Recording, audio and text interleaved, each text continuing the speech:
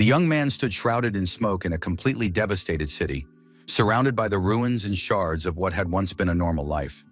There was absolutely no sign of anyone else around.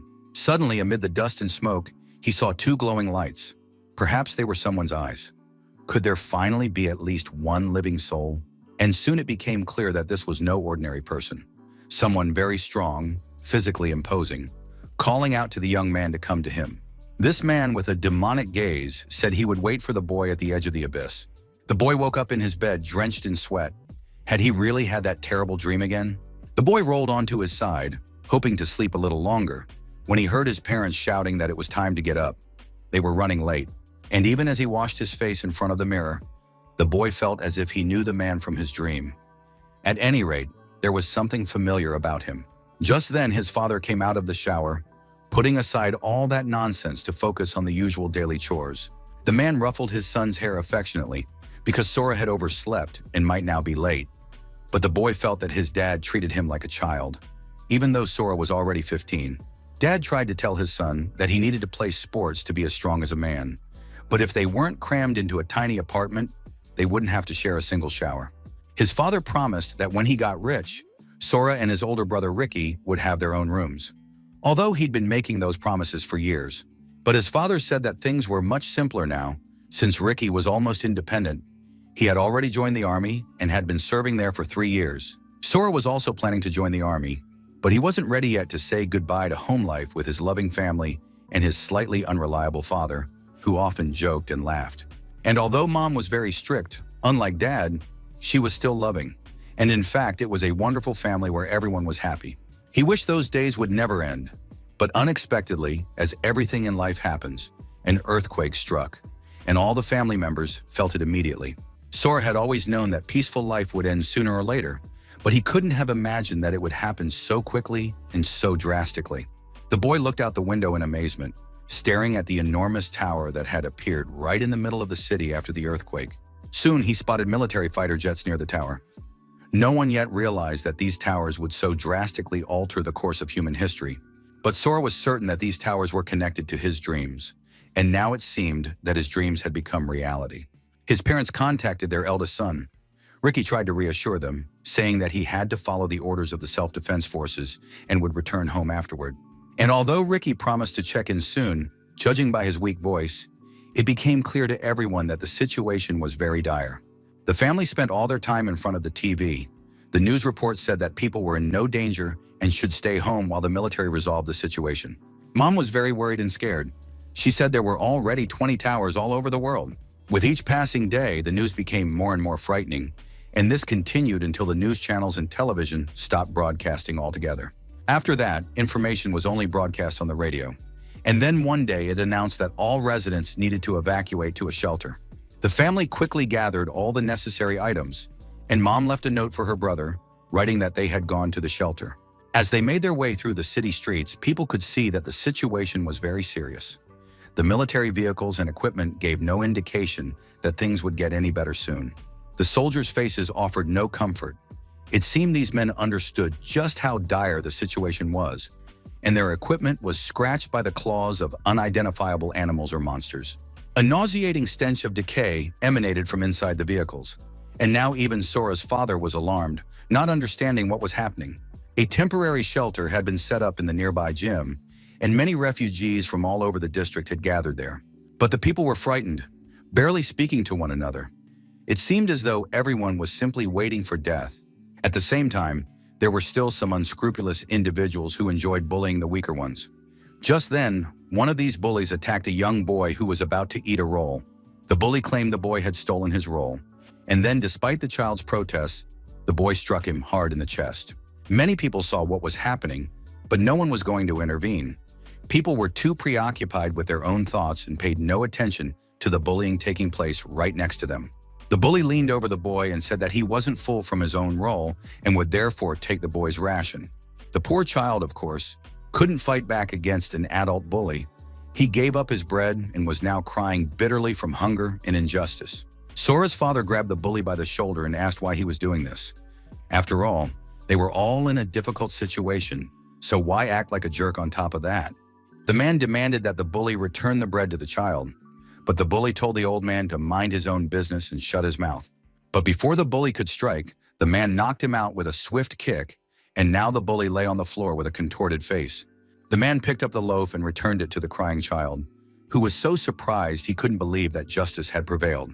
The bully got up and promised that he would definitely take revenge on this old man, but it was clear that the man couldn't have acted any other way in this situation. The bully looked very angry and vindictive, because he had just been humiliated in front of everyone, and he was planning to take revenge. It was Eiji Kagawa. This scoundrel, who took pleasure in bullying the weak, regularly beat up anyone and everyone with his friends. Moreover, Sora himself was a frequent victim of his bullying, and unfortunately, the boy couldn't do anything against Eiji and his friends. At that moment, a soldier ran into the gym. He announced that everyone had to leave the shelter immediately through the back door and get into one of the trucks. Many wanted to know the reason, but the soldier said he couldn't disclose confidential information. However, it had to be done immediately. The man in the suit was very angry. They had been kept in the shelter for several days, and now they couldn't explain anything, only ordering them to flee. The man said he pays taxes and now demands respect and explanations from the authorities. But at that moment, a noise caught everyone's attention. Then a soldier started shouting that they were here, and they needed to run away quickly. He looked very frightened. Sora started pushing his parents, saying they needed to hurry, and that it didn't matter what was happening out there. They had to follow the soldier's orders. The man tried to hold the closed door shut. He shouted at people to get into the trucks quickly because he wouldn't be able to hold it much longer. And a few moments later, the door burst open, and some kind of humanoid monsters appeared in the doorway. They immediately killed the soldier. These monsters were powerful, terrifying, ferocious, and thirsty for human blood. Finally, the people realized they needed to flee immediately, and they rushed toward the trucks the soldier had mentioned. His parents were already running toward the vehicles. They looked back at their son and tried to encourage him and make him run faster. When Sora reached the truck, there was no room left, and he told his parents to get in without him. His father tried to pull his son in, but the other people were very hostile. They demanded that the man get lost if he wanted to bring anyone else on board. Sora pulled his hand away from his father's and said he would get into another truck, leaving his parents in the car. The other trucks were also packed to the brim, and finally Sora made his way to the last one, which actually had a free spot. The young man had already reached out to those in the truck, hoping they would help him climb in so they could leave.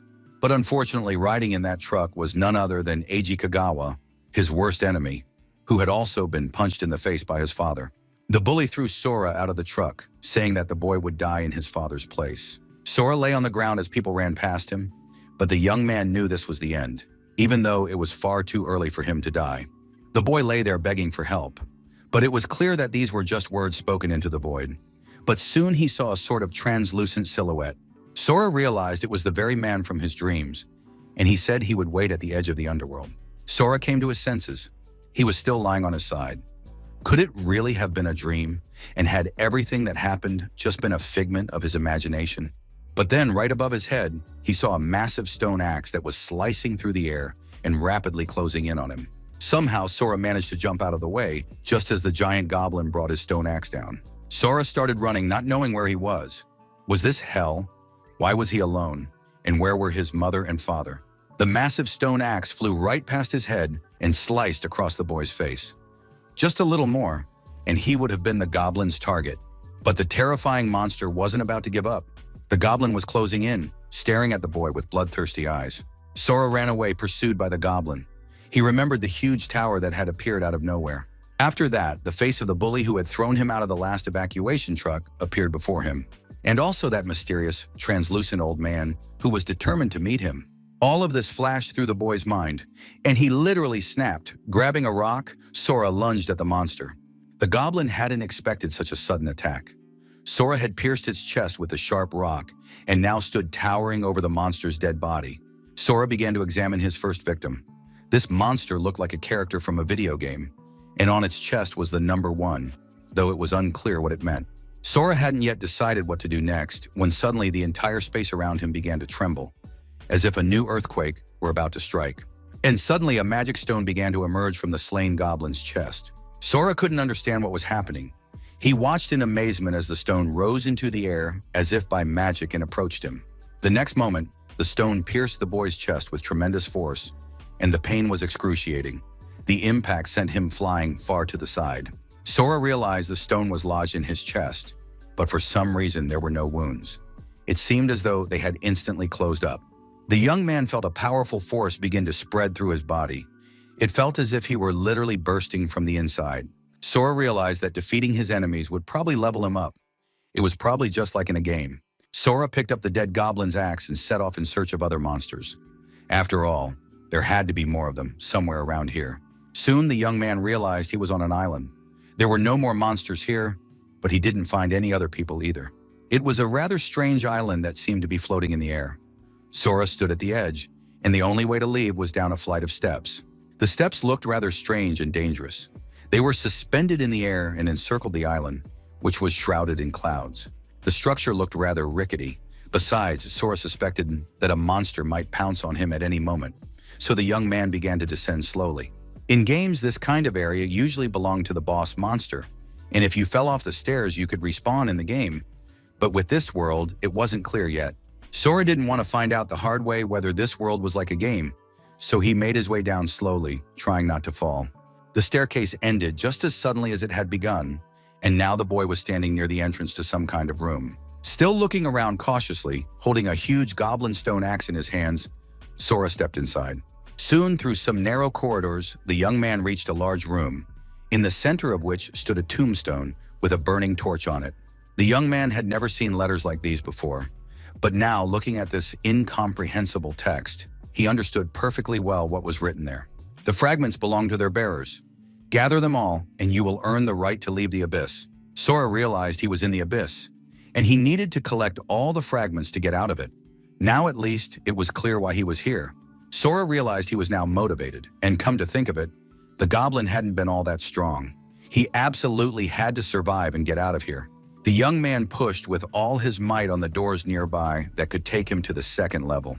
The body of the first monster he had killed had the number 1 on it, and the entire area of this level contained no other monsters. On the second level, the area was smaller, and the monsters had the number 2 marked on them. They were 2 terrifying werewolves. The third level, one of the 4 monsters bore the number 3, and this level was even smaller. The fragments were found only in the bodies of the monsters with numbers. They were the keys to advancing to the next tier. The higher the number, the stronger the monster. But what worried Sora most was that these keys were getting harder and harder to find with each new level.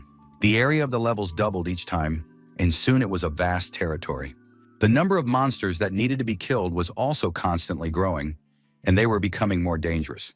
But at the same time, it was impossible not to notice that the hero himself was changing as he progressed through the levels. As time went on, the hero changed, and the monsters he encountered became increasingly diverse and unusual.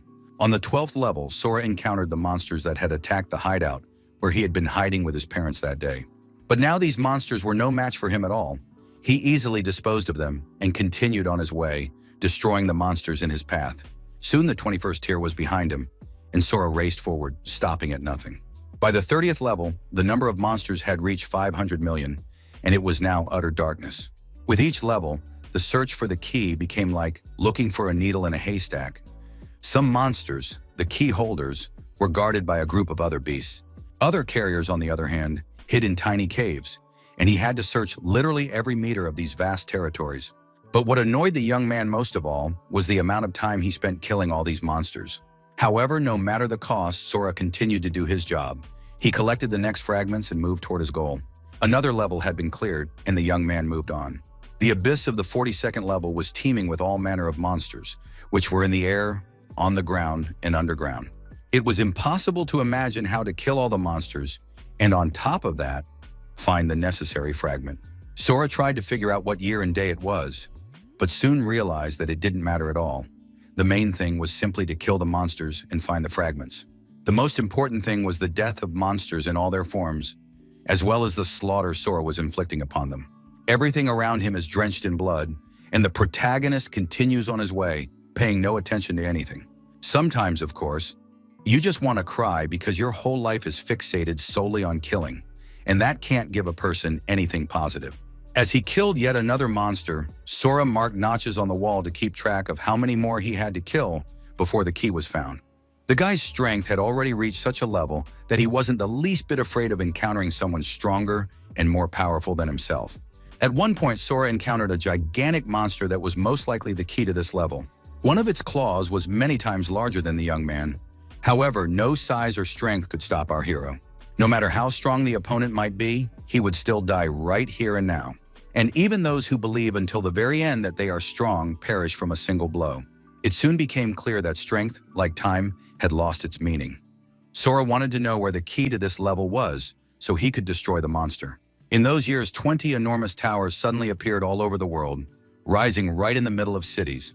Before humanity could figure them out and realize the danger these towers posed, all manner of monsters began emerging from them. These monsters nearly wiped out the human race, as they were many times stronger than humans. That day went down in history as Judgment Day, and most of the population was wiped out. But a few survivors awoke and gained access to a mysterious system, which granted them combat abilities. Those who awoke were granted immense power, and human society was immediately restructured. The awakened founded hunter guilds, after which they began clearing territories and leveling up. Sora was racing after the monster at full speed, hoping that this beast would turn out to be the fragment he needed. Suddenly, he heard human speech, and even froze in place for a moment. Someone was discussing the use of an advanced teleportation scroll. Sora saw the monster he was chasing get caught in some chains and begin to rise into the air. The young man surmised that the exit from this level, or perhaps from the game itself, was located there. He gathered his strength, pushed off the ground, and leaped high into the air. At the last moment, a notification appeared before Sora, stating that a summon from the abyss could not transport more than 2 living beings. At that very moment, not far from the city on Earth, there was a rather desolate area teeming with monsters and bandits. The girl tried to run as fast as she could. She knew she needed to hide from her pursuers as soon as possible. Suddenly, the girl's foot got caught on some plants. It seemed as though their roots were growing specifically to trap her. Yu fell to the ground, dropping her staff, and it was now clearly impossible to escape. Soon, a huge guy was towering over her, demanding she hand over the advanced teleportation scroll. The sorceress cast a spell. A level 60 scroll was not something a novice could possess. Choji demanded she hand over the scroll, warning that she would receive no mercy otherwise. But Aika begged him not to kill the girl. Yu reminded the pursuers that fighting between hunters was forbidden and that the rules must not be broken. But the barbarian Toshida said he didn't know any rules. Or rather, he was the one who made the rules here, and the man thrust his sword right in front of Yu's face. The men demanded the scroll immediately, but Yu advised them not to corner her, or they would regret it. Aika realized that the girl was about to use a forced summons. She had to stop her immediately. Toshida lunged at the girl to take the scroll from her, but Yu had already initiated the process, and now it seemed as though she had entered some new state. Soon, a teleportation circle appeared in the clearing, and everyone present realized that things were looking bad. Yu was determined. If she was going to die anyway, she would take them all down with her. The forced summoning was calling forth an advanced monster, and everyone knew that no one would be able to control it. They had to stop the girl immediately and interrupt the summoning process, but changes were already taking place around them. Yu completed the summoning and unleashed some kind of force upon everyone present, one that was meant to knock them out. Swordsmen, mages, and barbarians felt the overwhelming power and realized they were in for a rough time once the monster finished teleporting. A powerful beam of white light descended from the sky right into the middle of the clearing, scattering rocks and dirt all around. When the smoke and dust finally cleared, everyone saw an ordinary third-level Cerberus. This tiny dog clearly didn't match the description. Absolutely everyone was very surprised. Could this really be a Cerberus? How could she have summoned it?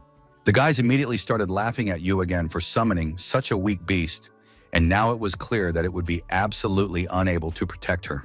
But then someone's hand appeared right in front of the girl's face, and everything around them was splattered with blood. Some mysterious man had torn the Cerberus in two with his bare hands, and was now looking at everyone with a surprised expression. The boys and girls were seeing such a powerful humanoid monster for the first time. He had emerged through a summoning and was very frightening. Sora, and it was of course him, looked around and realized he'd managed to escape. Nothing else mattered to him anymore. The young man raised his hands in the air and began shouting loudly, rejoicing that he had finally managed to escape from the abyss.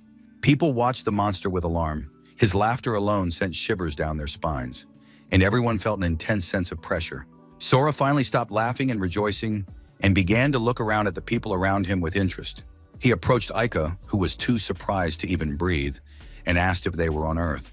Upon receiving an affirmative answer, Sora started having fun again. He assumed these guys were cosplayers just having a good time. But the guys from the Tiger Roar Guild told the stranger not to dare underestimate them.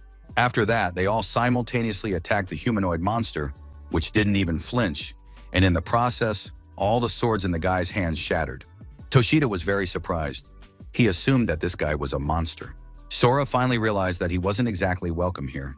He grabbed the man by the throat and began to squeeze. After that, Sora lifted the hulking man above him with one hand and demanded he show his number. Toshida had no idea what number he was talking about. The man could barely breathe because his throat was being squeezed so tightly. Sora had no intention of killing the guy.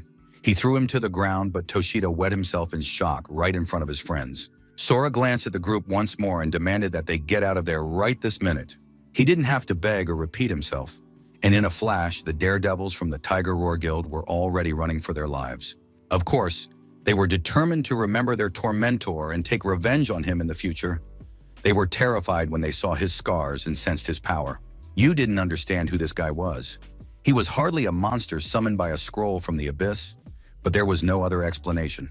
At that moment, Sora interrupted her thoughts and asked how many years had passed since the towers appeared. It turned out that 5 years had already passed, and now Sora wanted to know about the scroll, why the girl was dressed so strangely, and basically everything that had happened during his absence. When the girl finished her story, Sora realized that the world had changed drastically over the years he had spent in the abyss.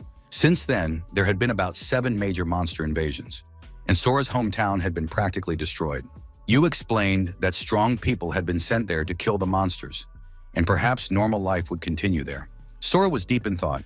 He listened carefully to the girl and asked how he could get to his hometown. When the young man disappeared in the right direction, Yu was very surprised. She decided to tell her sister about this mysterious man. At that very moment, the guys from the Tiger Roar Guild were returning to their lair. They were supporting their boss on either side because he could barely move. Suddenly, a man, or perhaps a monster, in a cloak landed before them, radiating dark energy. This stranger addressed the men and said he could sense his presence. The members of the Tiger Roar Guild had exactly 3 seconds to tell him where he was. Everyone stood there stunned, not knowing how to react to what was happening. Was the same thing happening to them all over again? The next moment, the stranger announced that time was up and he was going to deal with them. And indeed, the entire group was killed. It was a very somber day at the Tiger Roar Guild headquarters. The girl reported that contact with Mr. Toshida's group had been lost, and the location of Yu and the scroll was completely unknown. However, the boss considered this utter nonsense and believed it couldn't be true, since the guys who had gone on the mission couldn't possibly have failed to handle the summoner Yu. She was too weak for them. The girl reported that their signals had stopped coming in all at once, which meant they had all been killed in a single strike. Rich Mukai demanded to find out who did it and under what circumstances. Furthermore, it was essential to capture the summoner Yu so she could explain what had actually happened there. Rich Mukai was furious. He said he would kill anyone who dared to lay a hand on his people. At that moment, the man saw a stranger fly past his window, leaving behind a repulsive stench of blood. The stranger headed toward the Fallen Zone, which was teeming with all kinds of monsters. This time, the invasion was on a completely different level.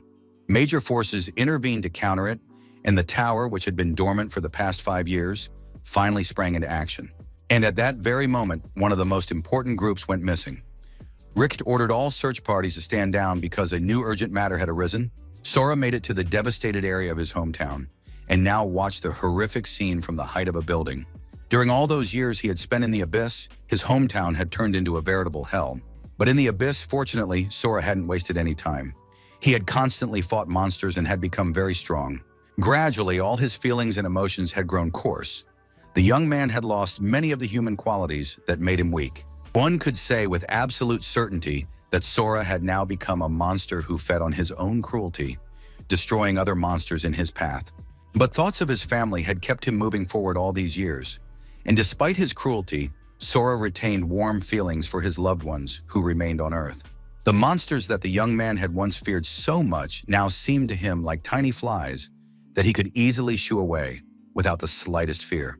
This city used to be bustling with life, but now it had turned into abandoned ruins. All the buildings were destroyed after a powerful earthquake. Yet at the same time, Sora found no signs that monsters had killed people here. After the evacuation order was issued, no one had shown up at this house. This could be either a good or a bad sign. Sora made his way to his apartment and went inside. The young man knew he wouldn't find anyone there, but he couldn't help but come anyway, for this place was full of memories. Looking around and spotting some of his belongings from his past life, Sora noticed a sheet of paper lying on the table. It was a letter from his dad.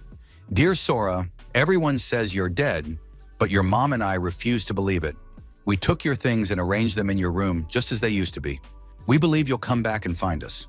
Sora realized that his parents had risked their lives to come to the apartment and leave a letter for him here. They had also hung his favorite clothes in the closet so he could put them on whenever he returned. In the dresser lay a map to shelter number 6, where the boy's parents had gone. As soon as he read the letter, he had to find them. In the dresser, next to the map, there was also a family photo. His parents hoped that their lost son, Sora, would one day return to them. Sora took out a knife. He thought about how strong he had become. The young man put on one of the suits and used the knife to cut his hair short. He now wanted to end this apocalypse and reclaim the days he had lost. With a new haircut and a comfortable suit, Sora was ready to set out in search of shelter number 6. He had to head east, at least that's what the map said. But the road ran through the ruins. Blazing his own trail would be much faster, and Sora rushed forward toward his family. But then a huge, monstrous bird with a sharp beak and enormous claws launched its attack on the young man. In an instant, he tore the bird to shreds and then crossed the city in a few leaps. 2 young men were on duty, guarding the area. One of them heard a loud noise, but they didn't have time to make out what it was. The next moment, a powerful flash swept past them, and surprisingly, the guards still couldn't make out what it was. Another of their comrades ran over with a phone. He said he hadn't seen anything either, but had managed to record it, and now they could watch it in slow motion. As they watched the video on the cell phone, the young people were very surprised when they realized that this fast-moving object racing through the city turned out to be a person, one of whose hands was covered in blood. The girl was very frightened. She screamed for them not to come any closer. Meanwhile, above her, at the same level as the wyverns, Sora was moving from house to house. The girl sat on the ground. She apologized for entering this territory, but said she had simply gotten lost while looking for food. The guys were very pleased and told her not to worry. They were good guys and hadn't met a surviving beauty in a long time. The guys told her she had absolutely nothing to worry about because they were going to take good care of her now. The girl begged them to let her go, but the young man had already reached out his filthy hands, intending to take advantage of the defenseless, unhappy, and starving girl. Suddenly, a stranger appeared nearby. He said that some things never change and that nobodies remain nobodies. The leader ordered his companions to seize this insolent man who had meddled in matters not his own, and the men armed with daggers and swords rushed at the stranger. Sora easily scattered them without even raising his hands, landing powerful blows on them while remaining as calm as ever. He grabbed the swordsman who was jabbing his sword at the young man's face by the wrist and twisted it to the side, causing excruciating pain. The leader of the thugs was forced to let go of the girl, who immediately ran off. He said that the Tiger's Roar Guild wouldn't let this slide. Sora brushed his hair out of his face. Could it be that Eiji Kagawa had forgotten the man he himself had killed several years ago? The guy couldn't believe his eyes. Could this really be Sora Mukujima, the one he'd once pushed out of a truck into the path of monsters? Kagawa was terrified. He screamed for them not to come near him and couldn't fathom how Sora had survived. Sora grabbed the bully by the throat and began squeezing him with his strong hands. After all his troubles had started with this petty school bully. Sora said that because of Kagawa, he'd had to fight his way out of hell, and it was all his fault. The young man's hand continued to tighten around the boy's neck. He said that now was the time for Kagawa to go to hell. Sora felt his inner demons demanding that he kill this man, take his power, and subjugate him to his will. In the past, their relationship had been one-sided. Kagawa had constantly beaten and bullied the weak young man, Sora Mukujima. The feeling of pain, humiliation, and helplessness never left the young man, but today he would repay the debt. Kagawa bullied the boy and said he was mocking him because destroying self-esteem felt damn good. Sora threw Kagawa to the ground, and the former bully began coughing, trying to catch his breath. He had already thought he would never breathe air again. Sora thought he couldn't become the same kind of monster as those who had bullied him. But if he left such scum on Earth, good people would die. Sora said that Kagawa had once tried to kill him but failed, so today his life would be spared. But he wouldn't be able to just walk away from here. For making his 2 years at school a living hell, 1 blow. For terrorizing the weak, 1 blow. For throwing Sora out of the truck bed and trying to kill him that way, 2 more strikes. Sora said that now his opponent would take 4 blows from him, and they would be even. Kagawa tearfully apologized to the boy, saying that if Sora hit him the way he had just done, he would die after the very first blow. But Sora told him not to worry about it and promised he'd hit him gently but accurately. As Sora landed the second blow, A couple of guys from the guild appeared nearby, watching in horror as their boss was beaten. The third blow landed precisely and blood spattered everywhere. It was time for the final fourth blow, but Sora didn't want to just kill him. Sora wasn't some kind of monster. He didn't want to kill anyone, so he simply kicked Kagawa in the face with all his might and stomped his foot firmly into the ground. Looking at the work of his hands, Sora assessed Kagawa, who was left with neither limbs nor sight. He was completely satisfied with the result. Sora ordered the guys who were standing nearby in horror to take their older friend to the hospital and never show their faces to Sora again. Thus, Sora was soon able to move on, since he had already settled his debts and needed to continue searching for his parents. Part of the city was under military guard. They had set up patrols along the perimeter to monitor the monsters and prevent them from entering the area where civilians were.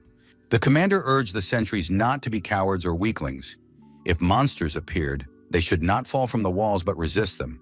The commander demanded that they remain vigilant, since no one could predict when a monster might appear.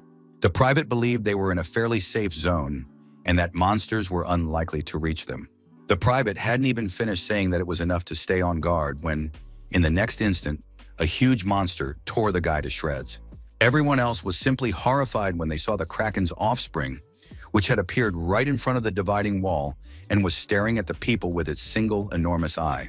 The lieutenant ordered the soldiers not to let their guard down, to stay alert, and to open fire on the monster immediately. But after several rounds of fire, it became clear that the monster was too powerful and the military's weapons were completely useless.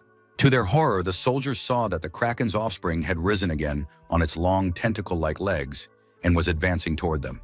The first lieutenant ordered the soldiers to spread out, and then, to their horror, the monster launched another attack and sliced the soldiers in half. The lieutenant ordered a retreat and for them to take cover, but one of the soldiers was furious at that damned octopus and wanted to stop it. This brave man tucked a box containing an explosive device under his arm and rushed toward the monster while his comrades distracted the beast. The private with the dynamite approached the monster's body, preparing to place the explosives beneath it, while his comrades fired nonstop. But suddenly, the Kraken's offspring spotted the private, and now its sharp tentacle was rapidly closing in on the young man's head. It all happened very quickly, and the private didn't have time to react. But then the monster began to make a chirping sound. The lieutenant also noticed the monster's strange reaction. He realized there was something that had managed to scare the Kraken's offspring. He didn't yet know exactly what the monster was afraid of, but the private with the explosives realized this was his chance. He lit the fuse and placed it under the monster. A powerful explosion rang out, engulfing everything around in flames. Everything was ablaze, and it was impossible to tell how the explosion would end. When the fire died down, it became clear that the Kraken's offspring was completely unharmed. The monster was still staring at the soldiers with its eye, intent on destroying them once and for all. The private was utterly terrified, for his attack hadn't even left a scratch on this monster. What else could he possibly do in this situation? Just then, the monster once again directed its tentacle at the unfortunate young man, who was simply staring at his killer. But then, a man suddenly appeared right on the monster's body. He landed directly on its eye and began tearing the monster apart with his hands. The soldiers watched with their mouths agape. Now it was clear to them who exactly the Kraken's child had been afraid of, as its blood spurted in all directions. Sora soon stood atop the slain monster's body, from which streams of blood were flowing. The lieutenant couldn't believe his eyes. This guy had just killed a monster that not even an explosion could take down. There weren't many people in the country with such destructive S-rank power, but the man had never seen a reborn like this before. One thing was clear: he needed to gather information on the stranger as quickly as possible, and the lieutenant activated a special ability that allowed him to view information about a specific person or monster. But after activating this ability, the lieutenant couldn't believe his eyes. He had never analyzed anything like this before. However, the next moment, a system warning appeared, instructing him to show respect, and the lieutenant began to lose consciousness. The privates barely managed to catch him.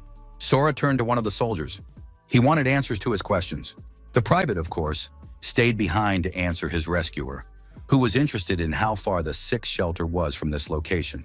The soldier explained that it was 50 kilometers to the north, but to get there, they would have to pass through Zone X, and that was very dangerous. The private explained that it was a kind of buffer zone where the monster's advance was being held back. They were lured there to minimize battle damage, and besides the monsters, there were also many hunters there. At that moment, the soldiers standing near the slain monster began excitedly discussing what valuable items had dropped after the Kraken's offspring was killed. Sora realized that defeating monsters in the real world drops all sorts of items. It was very much like a game. Sora also asked the private how strong the monster he had just killed was for them. The private honestly admitted that a level 45 monster was a pretty tough opponent for them. For Sora, this wasn't a problem at all, and he wanted to know how many monsters in the buffer zone were above level 45. The soldier estimated there were no more than 100 of them there. Otherwise, humanity would have gone extinct long ago. Sora turned around and was about to leave. But then the same private called out to him.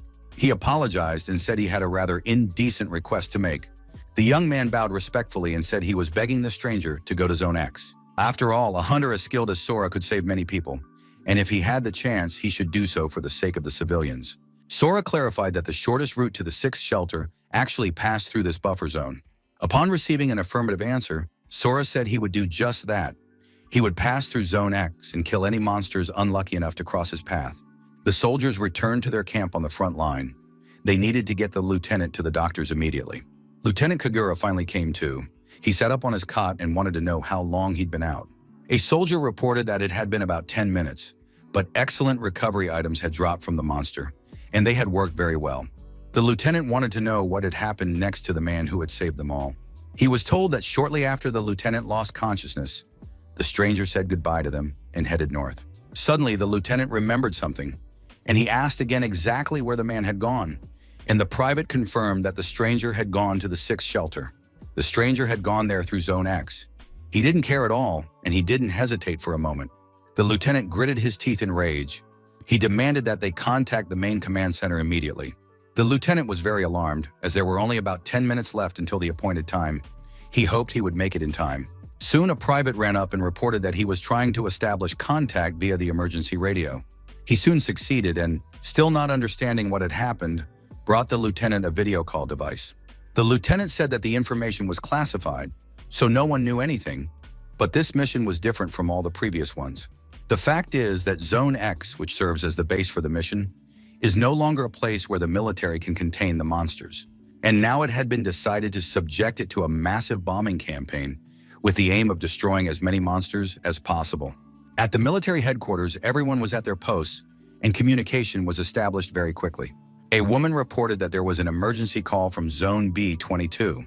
Commander-in-Chief Renji Kumagai agreed to speak and asked to be connected to that zone.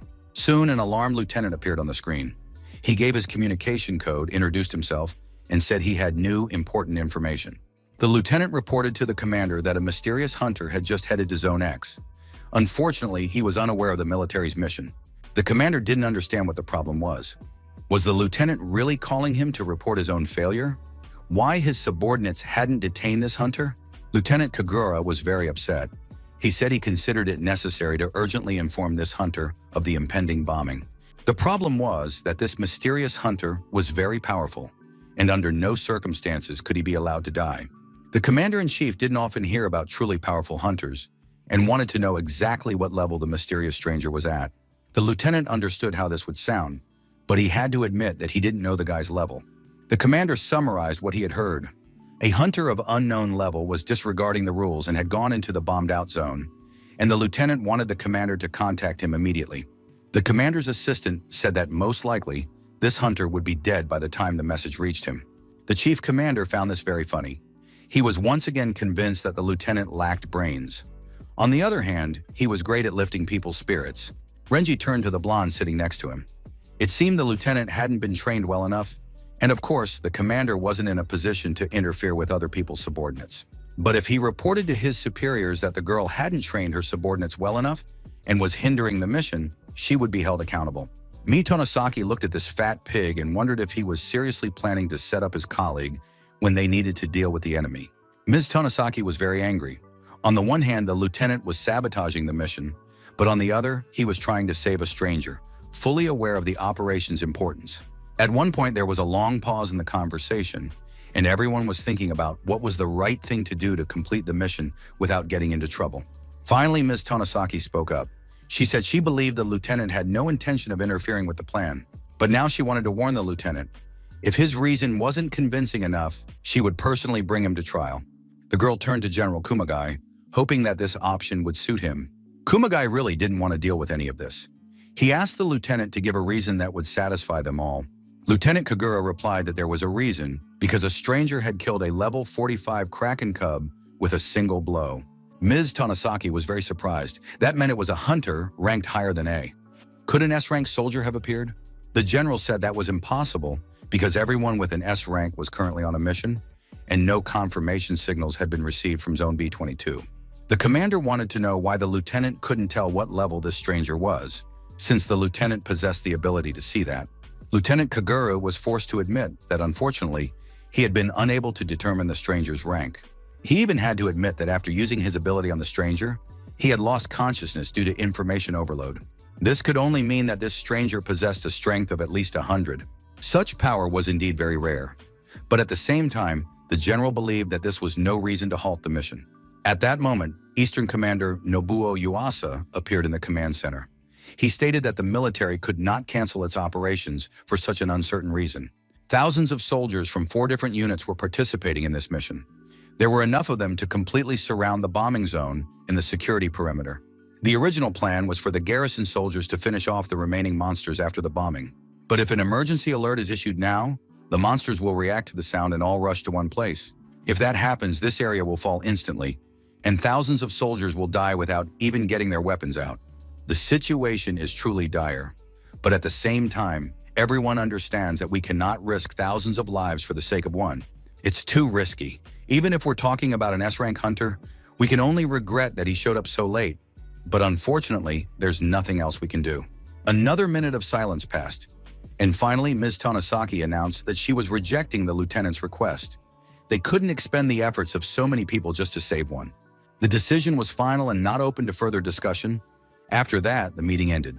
And although everyone, including the lieutenant, understood that he had done everything possible, the result was not what they had hoped for, and it is the final result that matters. The private noticed the car keys on the lieutenant's belt, and a brilliant idea popped into his head. The young man unfastened the keys from the belt and rushed toward the car, even though the commander was shouting at him to come back, since the bombing was about to begin. But the soldier believed there was still time. 6 minutes remained before the start, and he absolutely had to warn them. The lieutenant was furious. He demanded that the soldier return. Did the private really want to be court-martialed? The other soldiers waited for the commander's order, as they could have rushed after their comrade to bring him back. But the lieutenant didn't do that. He said that the private had made the decision himself and was fully aware of what he was getting into. Meanwhile, the soldier was speeding through the city streets in a car. He had to make it in time to warn the stranger. When the private sped off in the car, he did not yet know exactly whom he was about to save at that moment. After all, no one alive could have imagined that this young man would turn out to be the hope of all humanity. Soon the soldier realized that he couldn't find any trace of the stranger. Time was running out, and he had no idea where to go next. The soldier was taking the shortest route. Time was running out, and the stranger was nowhere to be seen. The soldier realized if he couldn't find this guy, it meant he was moving faster than the car. Soon the young man reached Zone 10. He could turn on the loudspeaker, and then the stranger would surely hear him. But at the same time, it was a terrible idea because the monsters would also hear the man and react to his voice. But the decision had been made. The soldier, sitting in the car on the wrecked street, picked up the loudspeaker and began sending out warning signals. The soldier introduced himself and said that he was the one the stranger had helped save from dying under the Kraken's child. And now the soldier wanted to warn his savior that this place would soon be bombed. Therefore, they needed to evacuate immediately. The soldier repeated these words over and over, and soon Sora actually heard the warning. Sora heard about the impending bombing, and now he understood why there were no hunters in the area. The local monsters posed no threat to Sora, but he wasn't sure he'd survive the heat from the explosions. Of course, it was better to avoid unnecessary risks. Sora noticed that the monsters were flying toward the voice and realized that the soldier had risked his life to warn him. The soldier in the car didn't yet know if the stranger had heard him. He looked out the window anxiously, and Sora decided he couldn't let this kind soldier die. The private in the car saw the monsters approaching him. He had indeed drawn their attention. He had to leave immediately, especially since there was only 1 minute left before the bombing began. On the other hand, the soldier couldn't leave because the stranger was still in the area. And then luckily someone knocked on the window, and it wasn't a monster or a beast. The private was simply happy to see the stranger alive and unharmed, who wanted to know why this area was going to be bombed. But unfortunately, there was no time to answer because time was up, and the air operation to bomb Zone X began. A huge number of missiles and shells were dropped from a multitude of planes. They fell on the hordes of monsters and exploded, tearing them to pieces. Soon everything around was ablaze. Sora lifted some rocks in front of him to use them to hide himself, the vehicle, and the soldier. Soon the bombing of the zone was complete, and this was immediately reported to the general. He ordered drones to be deployed to determine how many monsters had been killed and where the survivors were heading. After a while, the drones reported that no signs of life had been detected, and the general wanted to know where all the monsters had gone. The girl said that the monsters were still in the bombed area. They hadn't gone anywhere. On the contrary, they were completely unharmed, despite being in the center of the bombing. The military couldn't believe it and demanded to see the drone footage. It was impossible to imagine that anyone had survived such a massive attack. The drone footage showed that protective dome-shaped shields had been deployed over all the monsters, and the attack turned out to be completely pointless. The monsters couldn't have deployed shields around themselves, and soon the military spotted the silhouette of a man with long white hair. It was this man who had deployed the protective shields around the monsters, and now the monsters began attacking the drones, after which the signal was lost. And indeed, at that very moment, the monsters in Zone X were catching the drones with their claws and biting them apart as if they were nuts. Communication with the zone was completely lost. Ms. Tanasaki didn't understand what she had just seen. Of course, they had been told that this wave of monsters was different from the others. But it turned out that these monsters had not only hidden under the protective spheres, but had also figured out the drone reconnaissance. The military realized the situation was critical. They ordered absolutely all soldiers to evacuate the garrison and retreat completely behind the walls. But then the radio operator reported that apparently the monsters weren't heading toward the walls surrounding the zone.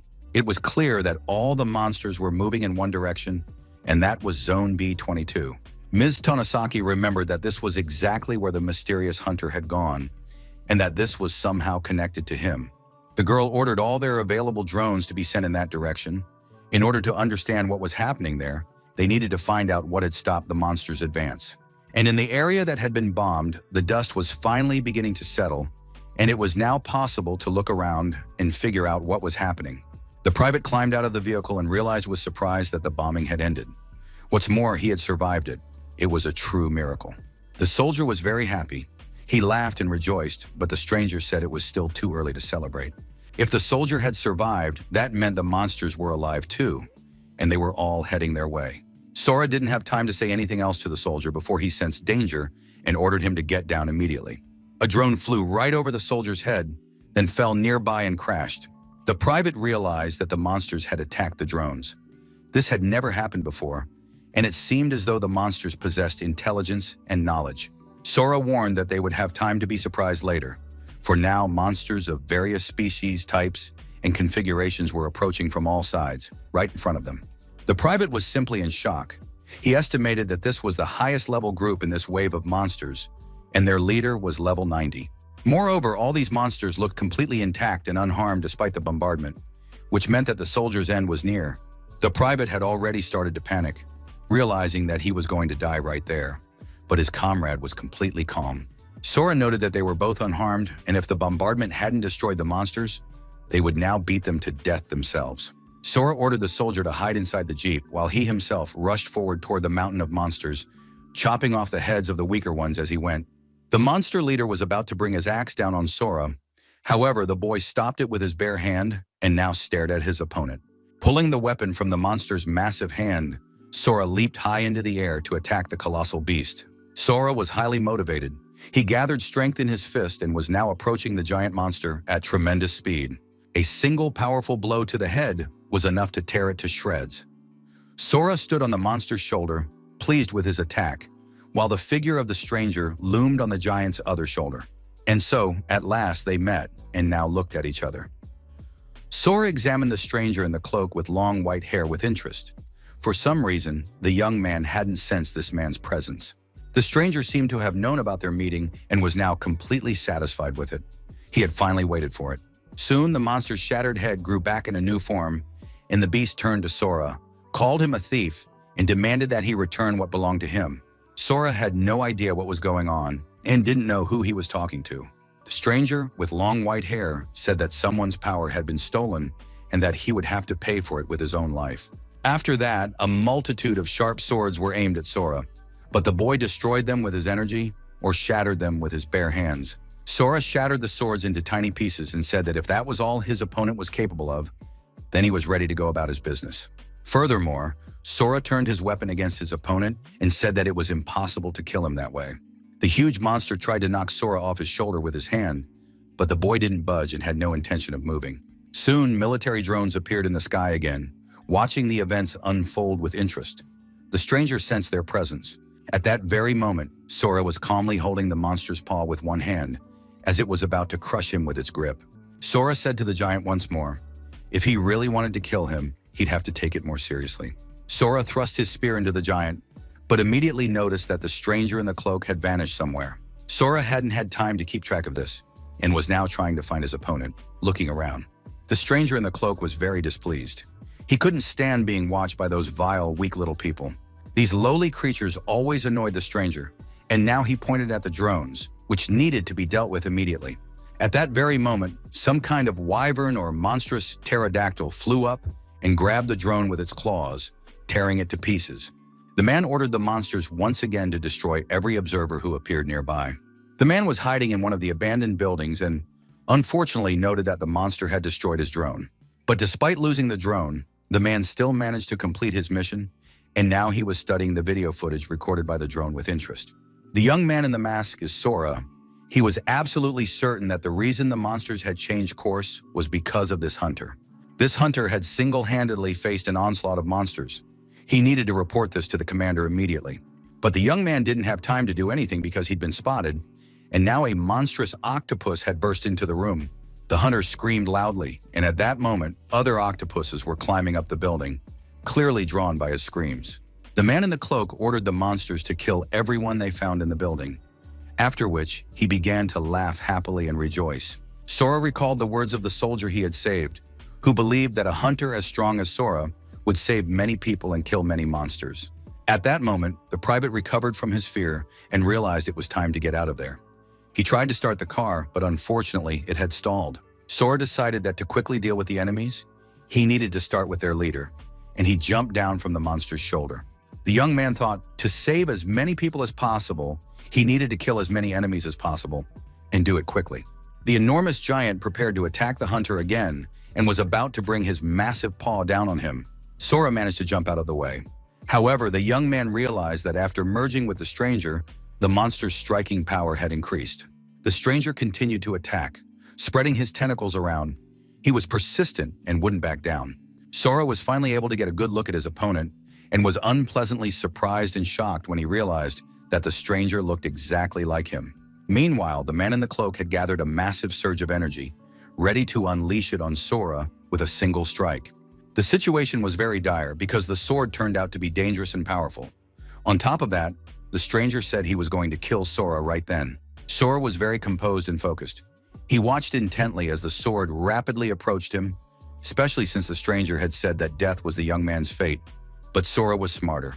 He struck the stranger's arm with all his might and snatched the huge sword from it. Now the weapon was in his hands. The stranger was forced to leap back onto the giant monster's shoulder to avoid injury and gather his thoughts. Sora examined the sword in his hand closely. It emanated an energy that felt very familiar to him. Finally, the young man realized that the surge of energy was very similar to the power of the abyss, where he had spent so much time. The stranger in the cloak was clearly angry. He turned to Sora and said, "Is that all you know how to do? Steal other people's weapons?" Sora stood on the ground with a huge sword in his hands, listening to what the stranger was saying. But in the very next moment, the weapon in his hands began to fade and dissolve. This power of the abyss, it seemed to have a multitude of uses that Sora hadn't even imagined. Sora realized that the battle against these opponents would be a long one. Therefore, he needed to free the soldier and send him far away from the danger zone. The young man approached the private and asked if the soldier was afraid of heights. It wasn't clear why he asked, but it turned out the soldier wasn't afraid of heights. And in the very next moment, Sora grabbed the military jeep, hoisted it onto his shoulder, and said that it was about to take a flight. The guy in the raincoat was delighted by what was happening. He realized that this young man was a complete fool who treated the power of the abyss very lightly. The stranger began to gather power around himself, and now it looked like a giant flower or mushroom. Moreover, he believed that the strong did not exist to protect the weak. Thus, he activated the Eye of Darkness and was about to use his power to become even stronger. After that, a powerful attack was unleashed on Sora, so that he would die, along with the soldier he was trying to save. Sora realized that his opponent was very fast, and even if he ran now, the enemy would surely catch up to him, so he had to do something else. Sora left the car on the ground and charged head-on, intending to simply destroy that Eye of Darkness. The protagonist was completely focused. He closed in on his opponent, gathering all his strength into his fist. But after delivering a powerful blow, Sora realized he hadn't done anything at all. It turned out that this circle was the true form, against which he didn't yet have enough power. Sora heard a loud scream and, looking down, saw that an attack had begun on the car where he had left the soldier. Sora shouted at the soldier to get out of the car immediately. But, unfortunately, the soldier didn't hear him. He was screaming in panic and trying to dodge the vile tentacles approaching him. In the very next moment, a massive burst of energy pierced right through the car, and the soldier only managed to make a gurgling sound as he choked on his own blood. Sora immediately rushed to save the private. He tried to tear apart those spikes, which had already pierced and destroyed the car and the young man's life. The stranger was standing on the roof of the car, advising him not to get angry, and besides, not to try so hard and waste his strength. Inside the car lay the soldier's body, which was riddled with holes, but unfortunately, the young man wasn't dead yet and continued to moan. Zombie energy had been infused into the soldier, and now, despite the holes in his body, the young man began to smile. The stranger turned to Sora and said that he, the seed of the abyss, had a wonderful fate: to watch those he cherished die before his very eyes. Sora was furious. He kept chopping at those spikes, hoping to reach his opponent and destroy him. Sora surmised that the stranger in the cloak took great pleasure in destroying others' self-respect. If that was the case, then he would reach the villain now. But in response, he only heard loud laughter, and the stranger used Obsidian Storm, saying there was no need to state the obvious. Sora did practically nothing. He just made his way through, despite the obsidian stones whizzing past and even injuring his body. The stranger didn't stop. He continued his attack, unleashing it again and again. But Sora held his ground despite the powerful attack and said that creatures like these who do nothing but harm everyone really annoyed him. In the end, the young man managed to cut through those pins, and the vehicle crashed from the height to the ground, dragging everyone standing on it with it. Sora managed to jump up and catch the soldier's body in his arms, and together they landed on the ground in the arms of the man who, in turn, had wanted to save him from the bombing. The only thing was that soldier had died a long time ago, and now an ordinary necromancer lived inside his body. Sora shoved the soldier's body into the car and apologized to him for dragging him into this battle and failing to help him leave the dangerous area in time. The protagonist sensed that his opponent was standing behind him, ready to attack from behind. Sora twisted out of the way himself and lunged at the stranger in the cloak before he could do anything. But the stranger stepped back and said that all these actions were completely useless, and that the newcomer, even with the power of the abyss, couldn't do anything to him. He was about to say that no one would ever be able to defeat him when a powerful punch to the jaw cut him off. Sora had no idea that he couldn't defeat his opponent, so he just beat him up and threw the stranger's body to the ground with all his might.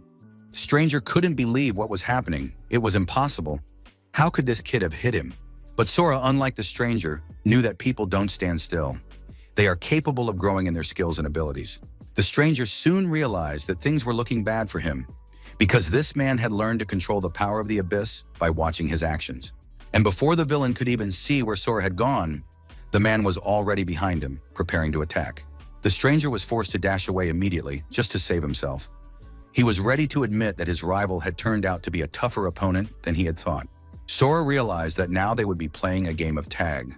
He acknowledged that the stranger could easily outrun him. He had the strength for it. But he certainly wouldn't be able to escape his attack, and a powerful blow split the giant monster in two.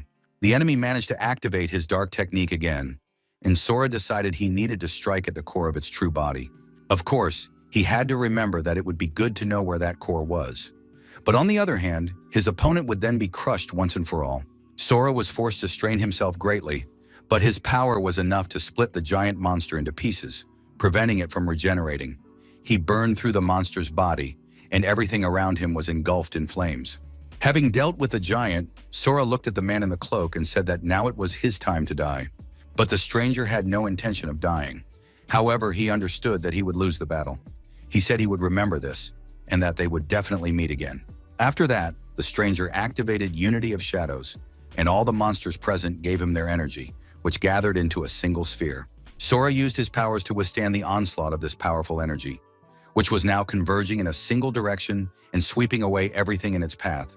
And when this hurricane of energy ended, the space around them was soon practically empty, and the monsters had vanished somewhere along with their leader. Sora was surprised that the stranger had used such a cool technique just to escape from here. All his clothes were torn and ruined. At least the photo of his parents had survived in his pocket, and now he could move on. Sora walked over to the car and looked at the body of the fallen soldier. This soldier probably had a family waiting for him at home too. Sora tore the dog tag from his neck so he could later inform his relatives of his death and burial site. Sora realized that his battle with the guy who used shadows was far from over. He had just absorbed so many shadows that he could attack at any moment. The stranger smiled and believed that the seed of the abyss had a wonderful fate: to watch everyone Sora cared about die before his very eyes. Sora silently resolved that he would definitely deal with this villain and would never let him reach the shelter where the civilians were. Sora decided he needed to rush to the shelter as quickly as possible to protect his loved ones there. At that moment, military drones reappeared in the sky, flying over the area and surveying it. Captain Tanasaki ordered the drone operators to thoroughly inspect the area and make sure that not even a mouse could slip past them. The rest were to move through the zone, examining every inch and remain on high alert. One of the drone operators looked at the monitor and couldn't believe his eyes. He wanted to report what was happening to the captain immediately, but by that time, Miss Tanasaki had already climbed up the hill herself and saw that absolutely all the monsters had been defeated. She immediately ordered the drone operators to check all the recordings and report back if any information was found. The girl looked around and saw clear signs of the battle that had taken place here. Apparently, that powerful hunter, Lieutenant Kagura, had reported on had not only withstood the bombardment, but had also destroyed all these monsters. At that moment, one of the operators called the captain over because he wanted to show her something. It turned out they had found a drone whose memory card was intact, which meant they could view the footage it had managed to capture. The captain began reviewing the footage, and the more she watched, the more astonishing the videos became. Soon the captain recognized Private Asura, who had gone into the bombing zone, and next to him, apparently, was the hunter the soldier had tried to save. At that moment, one of the privates standing guard noticed a strange glow coming from beneath one of the rubble piles. Soon, some peculiar items appeared there: an energy potion that increased the user's strength, an ancient royal dagger, and a few other objects. His comrade also noticed the strange color and asked what had been found there. But the soldier replied that he didn't have anything interesting, even though he was clutching some sort of chest-like object in his hands. But his comrade had already jumped down. He immediately realized that these had dropped from the swarm boss, apparently some rare items. And the soldier said that taking items obtained by the squad for oneself was a crime, and of course, the soldier knew what to do in this situation. The private thought for a moment, then asked his comrade how they would divide it among themselves. The more brazen soldier said he didn't need anything except the box, but the guy who found the items didn't want to give up the box. He knew that legendary items are usually found in boxes like that. At that moment, his comrade leaned in closer and said there was no need to hesitate or think about it, because the private had no choice at all.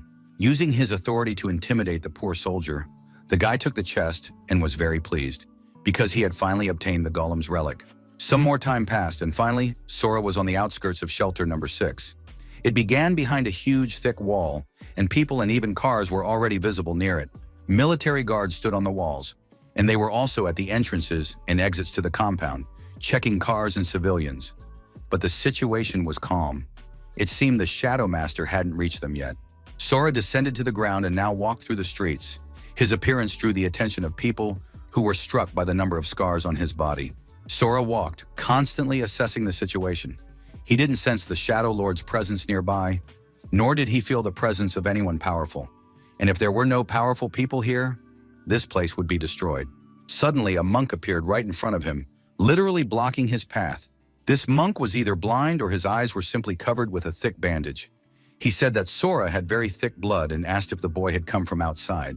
For some reason, the monk started laughing when he heard the affirmative answer and said that it made him very happy.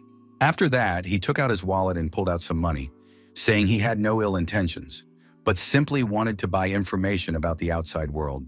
The monk pulled out a wad of cash, rolled it up, and handed it to the young man, saying he needed information. It meant a lot to him. Sora looked at the money and realized it was local currency. He immediately decided to tell him everything he knew. The monk was satisfied, but before taking the money, Sora wanted to clarify one thing. As soon as they started talking, the monk, for some reason, addressed him as "Your Grace," and then the monk replied that dressing that way was simply his hobby. Just like covering his eyes, the man began to take off his mask, still laughing. The monk said he had recently caught some kind of eye infection and was now taking care of his eyes. And only when he got close to him and looked into those eyes did Sora sense a frightening light. This guy must have a reason to hide his power. It seemed a wolf in sheep's clothing was hiding in this refuge.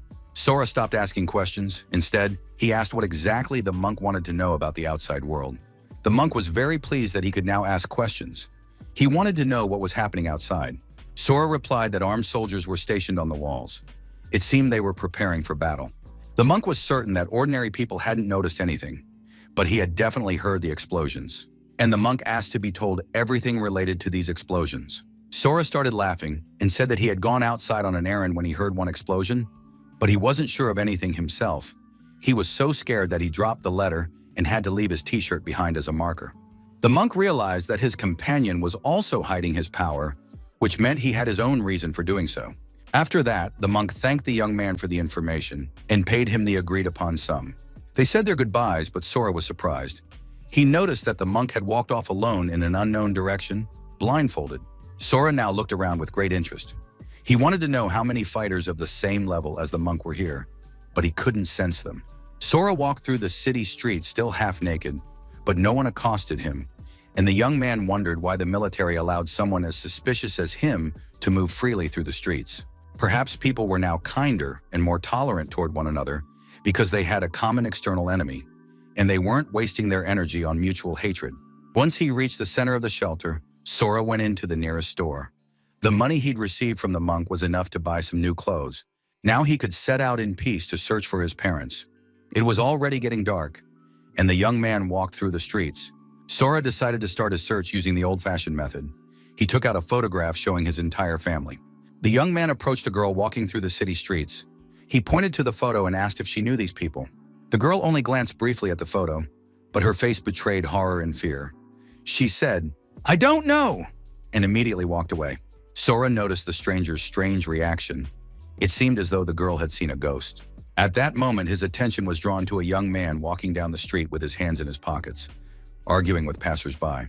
Soon, the stranger approached Sora and wanted to know what this guy was doing there. The thing was, Sora didn't look like a local, which meant he had to explain himself and introduce himself. In the middle of the night, some stranger is questioning people using a photograph. Is this some kind of primitive communal system or the last century? Sora turned the photograph toward the young man and asked if he knew the two people in it. The young man immediately broke out in a sweat, and his face looked alarmed. He wanted to know where the stranger had gotten the photo and what business he had with them. Sora decided not to lie or make excuses. He said he was the son and pointed to himself as the little boy in the photo. The young man decided that this stranger was mocking him, but now he would show him what it meant to laugh at the locals. The stranger was just about to use his strength against Sora, but then a huge truck swerved onto the road, and it turned out the guys were standing right in its path. Sora didn't even budge. He stopped the truck with his own body, while his companion fainted from fear. Sora stopped the massive truck with one hand and asked the guy to repeat himself because he hadn't heard the answer to his question.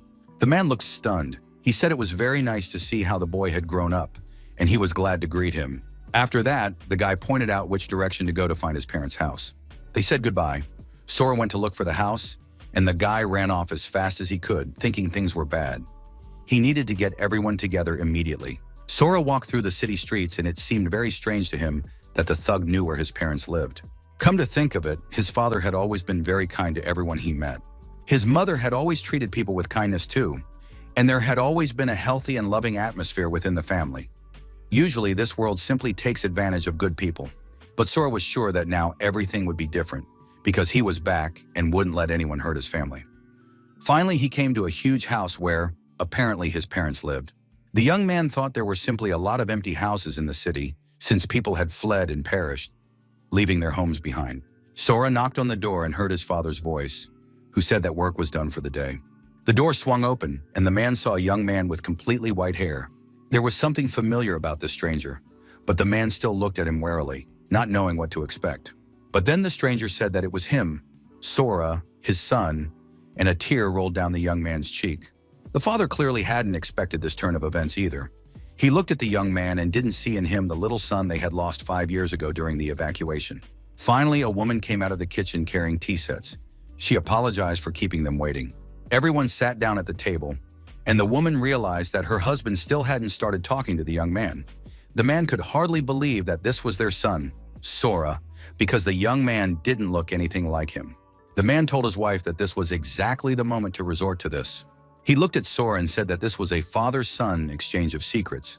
And although the man would prefer not to discuss certain things in front of his wife, this imposter had to be dealt with.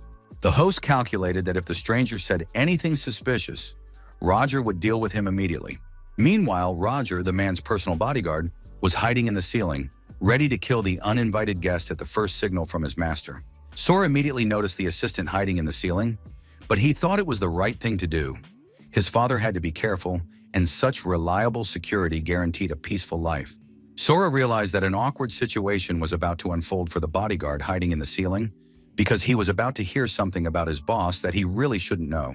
Sora began to speak. He explained that his father attended cooking classes at a housewives support group every weekend. The accomplice under the ceiling was surprised, picturing his boss with a long knife and a tomato in his hand. He would have been better off not hearing that information. Sora continued and said that every week his dad secretly attended ballet classes.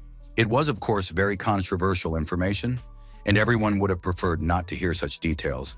But the man said that his son might not be the only one with this information. Sora laughed and said he was ready to share more about their family life if these facts weren't enough. After getting his father's approval, the young man warned him not to take offense later. Sora turned around at the table, pointed to the sword, and said that this Japanese sword was just a replica. The man couldn't believe his ears. He asked if the young man had any proof. Sora stood up, took the sword in his hands, and said that there should be a bite mark from his brother on the hilt. The accomplice was surprised because that mark on the hilt had been left by his boss when his hands were tied, and he had grabbed the sword with his teeth and killed 38 people that way. The accomplice remained highly suspicious. He believed the stranger was simply pulling the wool over everyone's eyes, his goal being to lull the boss into a false sense of security and then finish him off. Meanwhile, Sora unsheathed the sword, then pressed it against his hand and began to simply slide the blade back and forth, folding it like a plastic sword. The next moment, the man rushed to embrace the boy, pulling this chatty idiot close to him, for they were certain he had died many years ago, and tears streamed from the man's eyes. He was so happy to see his son for all these years. What hadn't they thought of? The man recounted how they had searched every inch of land for their missing son, and before the father had time to grasp the situation, he had become the boss of this territory. And now this boss was shedding tears in front of everyone, like some silly girl. The man sobbed on his son's shoulder and asked for his assistant to come down from above. The guard was quite frightened, for now punishment awaited him. The boss had spent his entire life under a rain of blood. The man had never seen anything like this before, but now his boss looked like a completely normal person. The bodyguard, much to his regret, had found the head of the family, a man who valued honor above all else, in such a dreadful state. The man realized he needed to quietly slip out of the house. He hoped he'd make it out before they killed him. But before the guard could crawl away from the peephole, Sora stopped him, saying that his father wanted to speak with him. And so they were all sitting at the same table.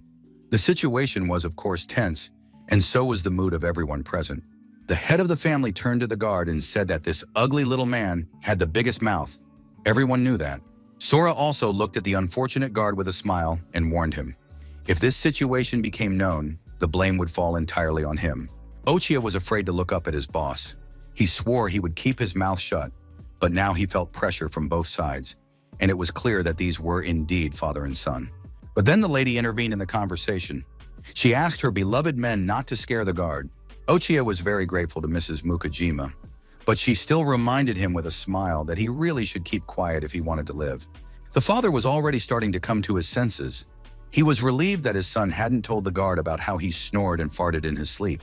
Sora watched his parents, and he finally felt at home, as if he had just emerged from the abyss. Before anyone had a chance to relax, the door suddenly burst open, and a group of people rushed in. Leading the group was the guy from the street who had given the boss's address. He had brought the rest of the thugs with him and said that some blonde kid had been looking for the boss. Sora turned around and said that the blonde kid was the one. The guy recognized him right away and said, "Sure, this stranger might be strong, but he's alone, while he's brought the whole gang, and now they're going to show him." The guy assumed that this blonde guy from the Tiger's Roar Guild had probably snuck into the house on purpose to do something to the boss. Sora stopped the guy with a light flick of his wrist before he could smash his head in, and asked his father to introduce them to each other. Mr. Mukajima told his men that standing before them was his son, Sora, who had gone missing 5 years ago and had finally returned. The man wanted to explain what level his son had been at, but suddenly he realized he had no idea what Sora's level was now. The father expected Sora to state his own level. However, to everyone's surprise, Sora said he didn't have a system. This was unheard of, and it was amazing how the guy had managed to survive in the Fallen Zones for 5 years. It was simply unreal. The guys knew that if you didn't have a system, no matter how hard you trained, it was impossible to rise above the 10th level. The guys were starting to get angry. What the hell had their friend dragged them here for? He'd said the stranger was surprisingly strong, but in reality, he turned out to be a newbie without a system. Redhead replied that he must have just been mistaken, but in any case, that's how it had seemed to him when they first met. In reality, Redhead knew that wasn't true at all. A newbie couldn't possibly have come out unscathed from a collision with a massive truck. Sora realized the guy was confused and asked if he wanted to try checking his level using his system. Redhead didn't understand what he was talking about at first, but then he figured it out. If a person doesn't have the system, they don't have access to basic information. The system allows you to see monsters' levels, so you can properly gauge your strength during battles and duels. The Redhead immediately warned that without a special ability, it wouldn't work, and he wouldn't be able to determine Sora's level. Mr. Mukajima confirmed that inspection is a rare ability. Not all hunters possess it. Then Sora turned to his father and asked him to look and determine his son's level. Sora really wanted to understand the current classifications. Besides, he needed to gather information about the Abyss. However, his father refused to test him, so Sora turned to his mother and asked if she would check his level. But she replied that it was enough for her that her son was now by her side. Besides, she already knew that he was her best and most beloved boy. In the end, his father gave in to his pleas, but the result was nothing. No matter how many times the man tried to test him, the system didn't produce a result. Absolutely nothing was visible, and there are only 2 reasons for this in the world. Either Sora doesn't have a system and is operating outside of it, or Sora's level is so high that his father, Mr. Mukajima, simply cannot see him. His father saw his son in the registered name, Sora Mukajima, but no other information was provided. If we assume the boy is a complete novice, it's unclear how he survived over the past 5 years, which means that option is impossible. It turns out that Sora's level was too high for his father to see him through the system.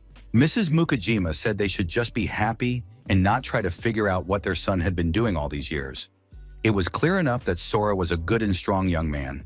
Besides, the woman was certain that her son must have gone through a lot to be able to come home now.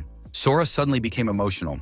Images from his life flashed before his eyes, times when he had behaved almost like a monster, and tears welled up in his eyes.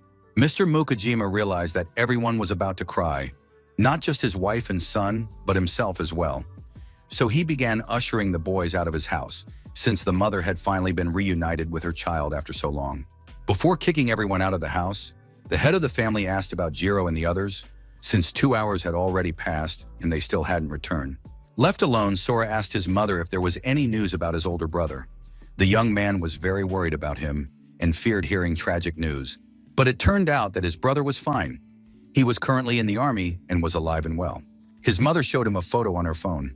It depicted a handsome, confident man who had been fighting on the front lines all this time, as if trying to avenge his brother. Sora hadn't seen his brother in so long, the brother who had always been his friend and protector as a child. After that, Sora decided to find out what position his mother held here, and the woman confirmed that she was highly respected and had a good reputation. The fact was that the woman had become a priestess. She possessed many healing abilities, which allowed her to provide great support, and she could even make prophecies. Sora surmised that as a priestess, his mother could probably see right through him. The woman replied that she couldn't see other people's abilities, but she recognized her son immediately. All this was because she could make prophecies and had always known that her son would definitely return to her. Late at night, there was a knock at the door. The guard opened it slightly and asked who was there. He was ordered to throw the door wide open immediately because the vice head had arrived. It was a huge man with a cross-shaped scar on his forehead. Mr. Mukajima was in a wonderful mood. He threw the door open and greeted Jiro, congratulating him on his return. The man immediately noticed his deputy's gloomy expression and wanted to know what had happened. The head told his deputy that he had asked someone to observe everything from the sidelines to see how things were going, and now he wanted to know what they had found out. Jiro replied, just as the head had suspected, the Tiger's Roar Guild had joined forces with the army. As usual, they handed over the monster carcasses to the army, but the man with the laptop started nitpicking during the inspection of the goods, saying that the monster bodies were too battered and he didn't want to accept them. He made up excuses and gave only half the points, even though he reported the full value to his superiors. And during the audit, the entire difference in points went to the Tiger's Roar Guild. The head of the Union Guild was very upset upon hearing this news, because this is outright robbery. The Tiger's Roar Guild is supposed to remain neutral, but they're pulling stunts like this, and things will only get worse from here. We can't just sit idly by and let ourselves be humiliated. This will affect the city's future. The guild leader thanked Jiro for completing the task and told him he could put everything aside for now, eat, and rest. Mr. Mukajima said that later he would go to the Tiger's Roar Guild himself and settle this matter with them. They need to show them that the Union Guild isn't some naive pushover that can be deceived and used for their own purposes. Sora wasn't present during the conversation, but thanks to the dark shard in his chest, all his senses and faculties were heightened, and he could hear from a distance. The young man realized that the Tiger's Roar Guild, along with the thug Kagawa and the rest of the hoodlums, had banded together, and now his father was going to negotiate with them. Sora was a little worried about his recently found father, so the young man threw open the door and appeared before the men, saying that he would go with his father. The redhead was very pleased, realizing that Sora wanted to get involved, and that meant he would get to see his true strength. The guild leader introduced his son to his assistant, explaining that Sora had gone missing 5 years ago in the Fallen Zone and had now returned to them. Jiro wanted to know what level the guy was at since he'd managed to survive so long in the Fallen Zone, but he was told that Sora was off-system. It all sounded very strange.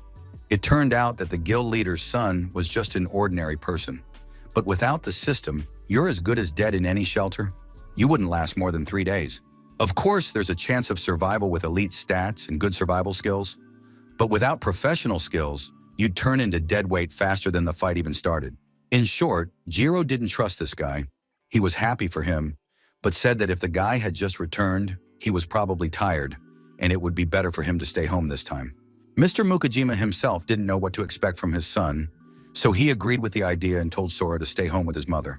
The woman realized she needed to step in. She offered to show her son around the house and the entire property. Sora wasn't offended by what was happening. This was to be expected since to the people with the system, he was just an ordinary person, and he wouldn't be of any use in battle. Besides, Sora still hadn't gotten a full picture of this hideout.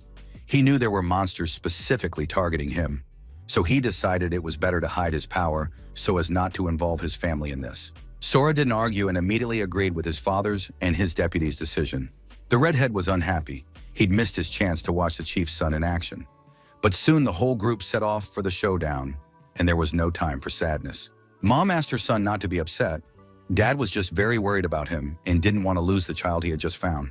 After all, they had been reunited after so many years apart, and of course, his father didn't want to put his son in danger. Besides, Mom asked him not to worry about his father. Everything would be fine. He was strong enough to see into the future, and the card said that her husband would return unharmed. Sora suspected that perhaps his mother was making predictions to foresee danger, but if the Tiger's Tooth Guild had allied with the army, then his father would now be in conflict with them more often. Sora wanted to find out what the situation was like in the shelter and why the Tiger's Roar was hostile toward his family.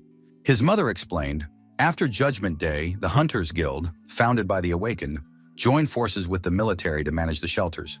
Sora's father had founded the Union Guild and was cooperating with the army in this shelter. They stayed here to wait for Sora's return. During that time, the guild had grown significantly, as all its members dream of finding their families. They maintain order, gather supplies on the battlefield, and fight monsters, while the military participates in breakthroughs and attacks on the towers. The guild leader is very kind and doesn't want to send his people to help with the breakthroughs. That's how they managed to preserve this place for 4 years. But a few months ago, a large hunting guild from the 4th Refuge called Tiger's Roar came to their refuge to establish a branch. Since then, conflicts between the guilds have not stopped, and unfortunately, the military does not intervene in these skirmishes. Enemies and monsters are growing stronger, and the army is struggling to hold them back.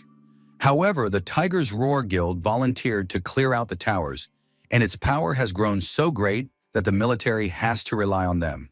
Information about tower raids is so valuable that it cannot be ignored. Furthermore, the Tiger's Roar has an awakened one, chosen by the tower's deity. His name is SR, and he is the Tiger's Roar Guild's greatest asset. Sora listened very carefully to his mother's story. He wanted to know what a tower deity was. The woman explained that there are tower lords whose power is practically comparable to that of a god in the human sense. If you pass the deity's trial, you become an Isar and receive divine power. Outside the towers, such people are considered gods, and they also become guardians within the tower walls. Currently, the Tiger's Roar Guild has the most ESRs in its ranks. Since each ESR possesses absurd power, this guild is rapidly absorbing all the other smaller guilds. All the locals love Sora's father's guild, but it has never cleared a tower, and they are the only ones who still don't have an ESR. Sora understood that the situation was truly sad and dire, but that it could still be changed. At the same time, the young man wanted to know, if people love the Union Guild, then why do its members act like ordinary mobsters? And then his mom surprised her son by saying that she just liked that type of man. Sora didn't know how to respond to that, but his mom said it didn't matter because everyone around them was happy. The woman led her son into the bathroom and told him to be sure to wash up, and if he really wanted, she would come and rub his back. Sora was finally alone. He activated his senses and scanned the house and the surrounding area. The young man made sure his mom had gone to her room and wouldn't bother him. Of course, the young man had no idea and didn't suspect that the situation was so serious. Sora couldn't help but worry about his father. He opened the window and looked up at the dark sky. The next moment, the young man was already rushing off in pursuit of his father, while his mother watched her son leave. She asked the boy to rest, but he, as usual, was a disobedient child.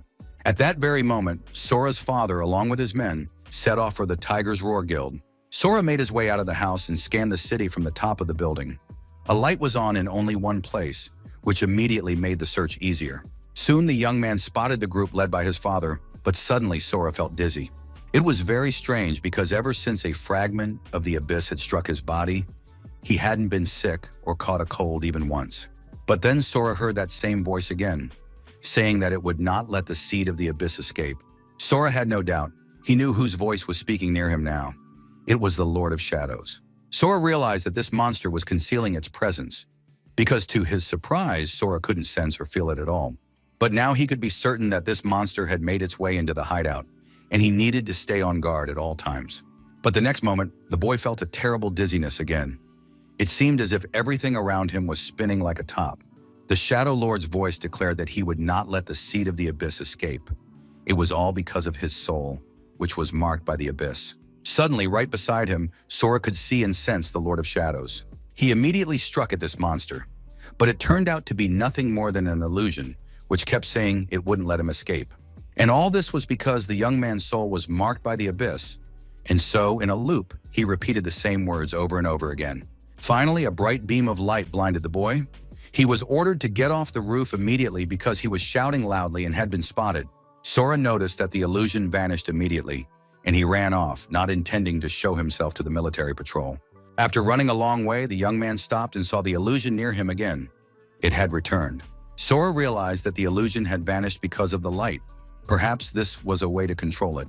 He would have to test that later. Sora finally made it out onto the streets where ordinary, peaceful people were walking. He stood under a streetlight and decided to check his pulse. Sora finally figured out the pattern. If he stayed in the dark for more than 7 seconds, the mark would activate, and he would start to feel dizzy. As soon as Sora lost his composure, various lines about the marked soul and the seed of the abyss would appear. After that, part of the Shadow Lord became visible to Sora, and he began repeating the same words over and over, getting on the young man's nerves. Moreover, only he could see this face. Judging by the fact that passers-by didn't notice anything, they just saw a handsome guy talking to himself. Sora soon figured it out. As soon as he stepped into the light, a piercing noise began ringing in his head. After a while, the noise subsided, the mark vanished, and Sora stopped seeing the Lord of Shadows. This hadn't happened before, because he had always been at his parents' house, in well-lit rooms. Sora realized that the Lord of Shadows could find him practically anywhere, and would put psychological pressure on him, repeating the same phrases over and over. Besides, he's capable of launching a surprise attack at any moment, so he can't let his guard down. But first he needs to find his father and help him if necessary. Sora set off through the dark streets, talking as if to himself, and it was clear to passers-by that this guy wasn't quite right in the head. Sora walked along the lit streets, and there was absolutely no one around him. He could relax and not get distracted, and instead think about the situation with his family. According to his mother, the military no longer needed the Union Guild, which meant that its leader, Mr. Mukajima, was in danger. Sora had no idea how many strong people were in the hideout, but he understood that the army, in alliance with the Tiger's Roar Guild, wouldn't just sit on the sidelines. There was a very good chance they would try to destroy the Union Guild, and then he would have to protect his parents, even if it meant killing everyone. Sora thought sadly that he would never be able to return to those peaceful days. Soon, the young man saw a crowd of people ahead of him. It seemed he had reached the right place. Sora hid off to the side. He didn't want to interfere or show disobedience in front of his father's subordinates, but at the same time, he was ready to join the fight at any moment. Right now, it was important to watch how his father would conduct these negotiations, because in conflicts, violence is a last resort. That was exactly how the man had once taught his son, and now Sora wanted to see if his father would hold out until the end.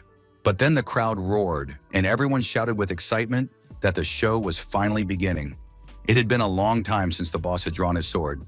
Last time, according to the guys, the man left a scar nearly 20 meters long on his opponent. The guild leader looked simply stunning at that moment. His gaze was full of fury, and his whole body radiated energy and strength. He drew his sword and swung it above his head. Sora's eyes widened in surprise, his jaw dropped, and he forgot to hide.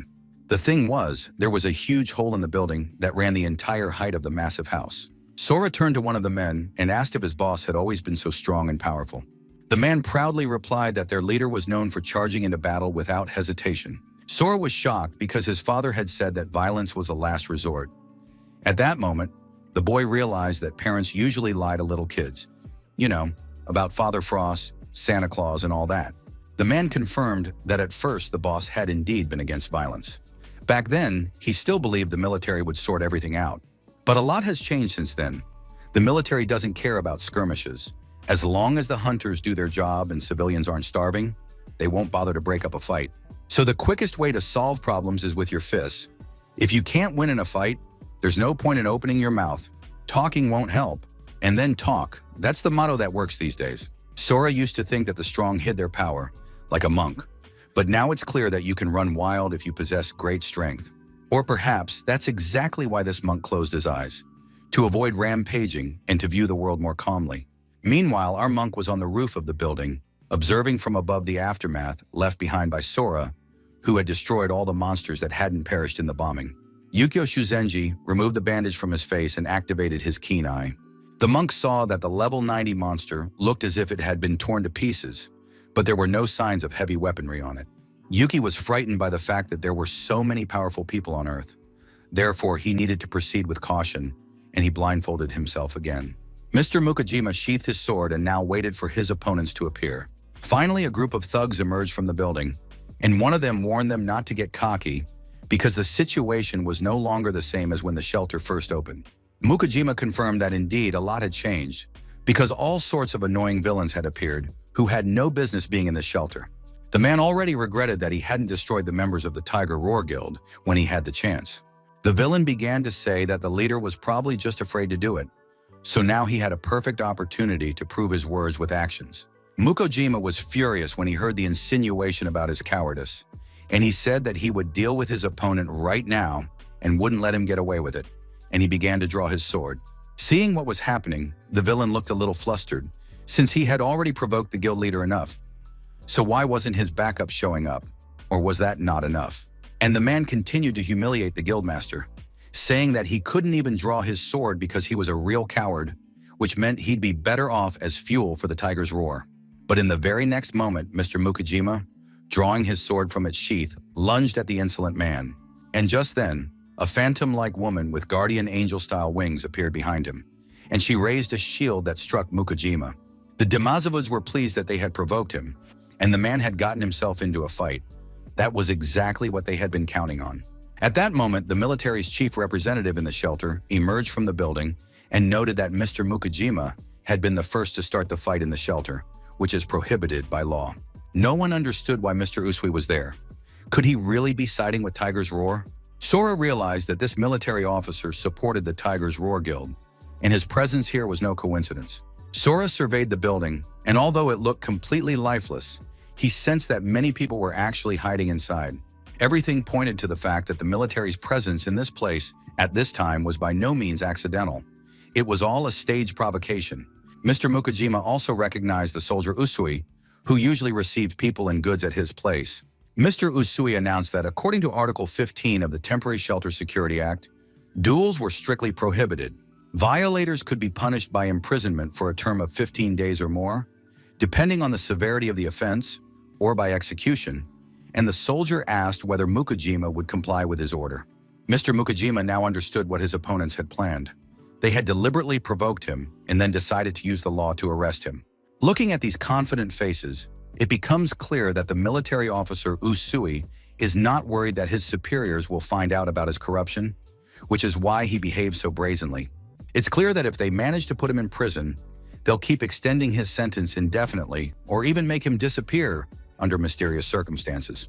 Mr. Mukajima also understood that without him, the Union Guild would fall to Tiger Roar and the others. But it's unclear why the military would go so far in their intrigues. Disrupting the existing balance? Perhaps there's a power struggle among them as well. Mukajima understood that he must not admit to breaking the law. He smiled and told Mr. Usui that there had been no duel here. The fact is that as the head of the Union Guild, Mr. Mukajima could not admit to a crime without evidence. The soldier pointed to the crack that ran through the entire building and said it was a sword mark. Clear evidence of his aggression. Mr. Mukajima didn't deny that he had made the crack, but that didn't prove there had been a duel. It simply meant he had been trying to relieve stress on one of the abandoned buildings. But then the soldier Usui came down the stairs to get closer. He realized that the intelligent and self-assured Mukajima could put him in a foolish position. Usui said that in the current situation, Mr. Mukajima had no say in the matter. Here it was Usui who made all the decisions. If Usui claims that everything points to a duel, then that is the case, and Mr. Mukajima had lost the moment he arrived here. At that moment, a large number of soldiers appeared from the building's windows, aiming their weapons at the guild members. The guild leader was smart, and he understood that he had to act very cautiously, while Redhead urged his leader not to give in, but to fight these people right away. Mr. Mukajima told the soldier to hold his horses because his men were currently in the line of fire and wouldn't shoot at civilians. The guild leader was actually devising a plan of action. He understood that the military officer Usui was too strong, but if they took a representative of the Tiger Roar as a hostage, they might be able to break through. Tsuchida soon sensed the power emanating from the enemy. He immediately activated his shield because he had no intention of being the weak link. But this character's defensive abilities were different from those of other classes.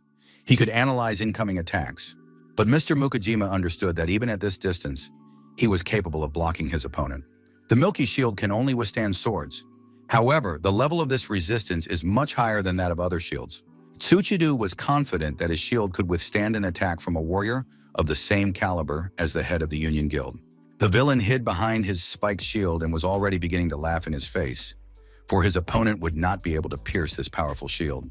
The military officer Usui turned to the guild leader and asked if he was now willing to go to prison on his own, or if he should be thrown in there along with his comrades. Jiro and the other guild members did not want to let their leader go to prison, and now watched the situation with anxiety. Mr. Mukajima sheathed his sword, unfastened it from his belt, and handed it to the soldier. It was the only wise thing to do in this situation. Among the members of the Union Guild, there was no consensus either. Some believed that the leader had struck the building just for show, but there were also smart people who understood that the leader had surrendered in order to protect his people. Jiro silently watched what was happening. The leader had made an agreement. When he raised his sword, it meant they had to get ready, and when he lowered it, they had to attack. The rest of the guild members were unaware that there was a special secret communication technique between the guild master and his deputy. Jiro was ready and watched closely. He saw the moment when Mukajima let go of his sword. The sword vanished instantly, and Mukajima himself lunged at Tsuchida, circling around the soldier and preparing to fight with his bare hands. Of course, this shield had a spell that blocked sword attacks, and the villain hoped that this would help him. Finding himself face to face with his opponent, Mukajima drew his sword and prepared to attack. Tsuchida smiled a nasty, smug smile. He knew that even a warrior as strong as the guildmaster wouldn't be able to cut through his shield. But at that moment, Jiro stepped in. He extended his hand toward Tsuchidu and activated his active skill. As a result, the guildmaster's attack succeeded, and the protective shield shattered into tiny pieces. Tsuchidu had just enough time to notice that for some reason, his opponent was holding a hammer instead of a sword. Everything happened very quickly. The soldier Usui drew a dagger. He said that Mukajima wanted to kill him personally, so he was defending himself. Jiro directed his skill against the soldier, blocking his attack, and now the man could do nothing with his knife. Tsuchida felt as if he were paralyzed. He shouted to his men that the Union Guild had gone mad and they needed to be killed. The soldiers opened fire, but Jiro continued to maintain his active skill, which created a protective barrier. Mr. Mukajima thought that as long as the situation was under control, and if they could just stop the opponents, they could quickly get out of there. Because, of course, the situation was not going in the Union Guild's favor. The guild leader was about to deal with the enemy when suddenly something flew past him very quickly, and he didn't even have time to see what it was. The soldier was very pleased. He said that the stone wall Jiro had created had cast him into shadow and that it was a very useful skill in combat. But the fact was that he himself had noticed the remnants of light magic on Tsuchida's shield. Thanks to this, the conditions for activating the assassin's ability, Shadow Trans, were met. And now the soldier Usui was able to pull Tsuchida toward him, and without a hostage, the guildmaster had no chance of winning this fight. Usui suggested he surrender right now. The guildmaster was very surprised. He stared, unable to believe his eyes. All the rank-and-file members and soldiers stood with their mouths agape, staring in one direction. They wanted their commander to explain the situation to them. Usui couldn't understand what had so surprised and impressed everyone present, but then he felt someone's hand on his shoulder. It was unclear how this person had managed to sneak up behind him so quickly. Sora now stood between the two villains, holding them by the shoulders and asking what had surprised them so much. Usui was very tense. He wanted to figure out who this person was and how the stranger had managed to sneak up on the assassin unnoticed. Could this be backup for Mukajima? The soldier didn't know who was beside him, but he knew it was an enemy. Whoever struck first would win. So the man realized it was time to take advantage of the situation, and he began quietly pulling a small bottle containing some kind of potion from his pocket. Tsuchidu noticed this movement. He knew the bottle contained a deadly poison that the Tiger Roar Guild had prepared to kill a level 90 monster.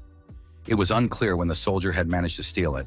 Usui flung the vial of poison aside. Then with a sharp swing of his dagger, he slashed the bottle open so that the potion would spread throughout the area. Tsuchida tried not to breathe. He realized that this vile soldier had decided to destroy them all. The rank-and-file soldiers, like mindless sheep, stared at the mist spreading around them and breathed it in deeply. They had no idea what it was. Tsuchidu realized the fight had reached a stalemate. It was no longer a laughing matter, but at least Mukajima's ally, who had so unexpectedly appeared near them, had been killed. However, at that very moment, someone grabbed the two villains by the scruff of the neck and held them tight, preventing them from escaping the epicenter of the spreading poisonous fog. Sora felt great. He clenched both of the soldiers' daggers between his teeth, and now the villains realized they were dealing with a true monster. To them, Sora seemed like a true monster, one that was immune to the poison used to kill monsters, and he held the two of them firmly as they tried to escape. Depending on their specialization, a player's stats vary, but they always include intelligence, perception, strength, dexterity, and constitution. If the stranger is capable of withstanding this poison, then his constitution stat is on par with that of a level 100 player. Tsuchida stared at the stranger in horror, realizing he never expected to encounter such a defender at the guild leader's side. Sora ordered the villains to tell their men to lay down their weapons and retreat, but instead of obeying, a brawl broke out between the men. And in the very next moment, the soldier Usui, seizing his chance, leaped onto Sora's shoulder, pinned his arm, and was ready to break it. But before the villains could take advantage of the opportunity, Sora threw both of them to the ground with all his might, not giving them a chance to do anything against him. Mr. Mukajima watched his son with utter delight as two fleeing enemies whizzed past his head at tremendous speed. They slammed into the stone wall with all their might, and Mr. Mukajima felt a shockwave as if several bombs had exploded near him. And it was just his boy throwing the bad guys off him. Usui was ready to admit that this unknown player was very strong, but it was unclear how he would react to the shadow trance. And now the soldier was already behind Sora with a dagger in his hands. He thrust his dagger into the young man's back, but at the last moment his hand wouldn't obey him for some reason, and Usui was forced to push with all his might. The soldier continued to press, but he felt as though the stranger's body were made of steel, and the knife wouldn't penetrate the flesh at all. It felt as if he were stabbing a rock. Sora let his opponent enjoy his failed attack, turned around and struck him in the chest with all his might. Usui no longer understood what was happening at all. This guy had wounded him with just his bare hand, despite the bulletproof vest. The soldier realized he needed to retreat, but just at that moment, Sora grabbed him by the face and slammed him to the ground with all his might. crushing his nose so hard that blood spurted in all directions. Satisfied that Usui was no longer trying to get up and was lying motionless, Sora got up from the man and began to look around. After that, he grabbed Usui by the scruff of his neck and carried him over to the soldiers, tossing him at their feet. The rank-and-file soldiers were smarter than their commander and had no intention of avenging him. Sora told his father that his men would handle the rest and that they should go home quietly, since their mother was waiting for them. The Mukajima residence was completely silent, and the guards were even afraid to breathe too deeply. Mom was glad that her men had returned safe and sound. She asked her husband if everything was all right, and he confirmed that everything had gone perfectly. The guild leader tried to get some details, taking a few guys with him, but they were as silent as partisans. In this situation, it didn't matter. Now the Union Guild had discovered the location of Tiger's Roar, and they had to be prepared for anything. But right now, the guildmaster didn't want to think about Tiger's Roar at all, because his mind was occupied with something entirely different. The father turned to his son. He wanted to know what had been happening with Sora over the past 5 years. Sora admitted that after he understood what was going on here between the guilds, he was able to realize what he had done over the past few years. 5 years ago, the boy had been transported to a strange reality, and all that time he had been slaying monsters there. It must have been one of the towers, and he had found himself trapped inside. After that, Sora told his parents everything that had happened to him in the tower, how he got there, how he killed the first goblin and got a shard lodged in his chest, and how he went on to slay monsters on every level. In the end, Sora admitted that, apart from the summons back to Earth, he couldn't explain anything else because he didn't fully understand it himself. His father was deep in thought. He knew of 16 towers, but none of them matched the description his son had given. Jiro believed that if this tower was near their hideout, then they needed to clear it out, and that was now the top priority. In the end, the father was happy that his son had survived the terrible situation he had found himself in. But it wasn't just that he had survived. Jiro was glad that the boy had returned many times stronger than any of them. Be that as it may, the greatest joy was that their son had returned home, and now his parents would not let anyone or anything tear their family apart. Sora noticed that his parents' hands were also covered in scars, and the young man decided that he would never leave them again and would protect them. Everything was wonderful, but completely unexpectedly, the lights went out and the power went out. It was very strange because the power was rarely cut off in the shelter, but Jiro said that the forecast had predicted a thunderstorm, and perhaps that was the cause of the problem. But Sora knew the situation was very bad. He had already sensed that the Lord of Shadows was coming for him in the darkness, and sure enough, he soon appeared beside Sora and said that this time he wouldn't let the boy get away. Sora knew that this shadow companion had appeared, but this time his words were different from what he had said in the past. Moreover, Sora noticed that his father and mother could not see the Shadow Lord, even though they were also awakened. But at that moment, the Shadow Lord looked very surprised and gradually began to fade away. Sora couldn't understand what had happened. Had the spell been broken? But soon the young man realized that the Shadow Lord had simply left his body. A few moments passed, and now the stranger in the cloak was standing next to him, full-sized. He was glad to greet the seed of the abyss. Sora realized that his shadow companion wanted to be considered a separate entity, but it was already clear that he couldn't manifest physically, which meant he was an illusion. At that moment, the Shadow Lord leaned toward him and said that there was no need to pretend Sora couldn't hear him, and that he shouldn't consider him an illusion. Of course, people love to deceive themselves. But now the Shadow Lord covered Sora's eyes with his hands and asked if the boy still considered him an illusion. Sora said he couldn't see a thing. Could all of this really be happening? His parents and Jiro stared at the boy in surprise, not understanding what was happening. Sora was enveloped in some kind of dark energy. It was literally emanating from his body. Mr. Mukajima was very alarmed. He couldn't understand what was happening to his son's eyes. His mother immediately began applying her healing techniques and initiated the purification process. The woman sensed that her son was not under the influence of a curse, but she still could not find an explanation for his condition. Sora thought that this time the Shadow Lord had created a real physical manifestation of himself, which meant that things were bad and everyone was in danger. Sora, despite being blind, was able to see his opponent and rushed to attack him. The Shadow Lord, though he was grabbed by the throat, continued to mock the young man and ask if he was afraid. The boy's parents were very worried. They could see their son fighting someone, but they couldn't see the enemy. And even his mother, who was a seer, couldn't see anyone. Sora still had his opponent by the throat and asked why this cowardly bastard was chasing him.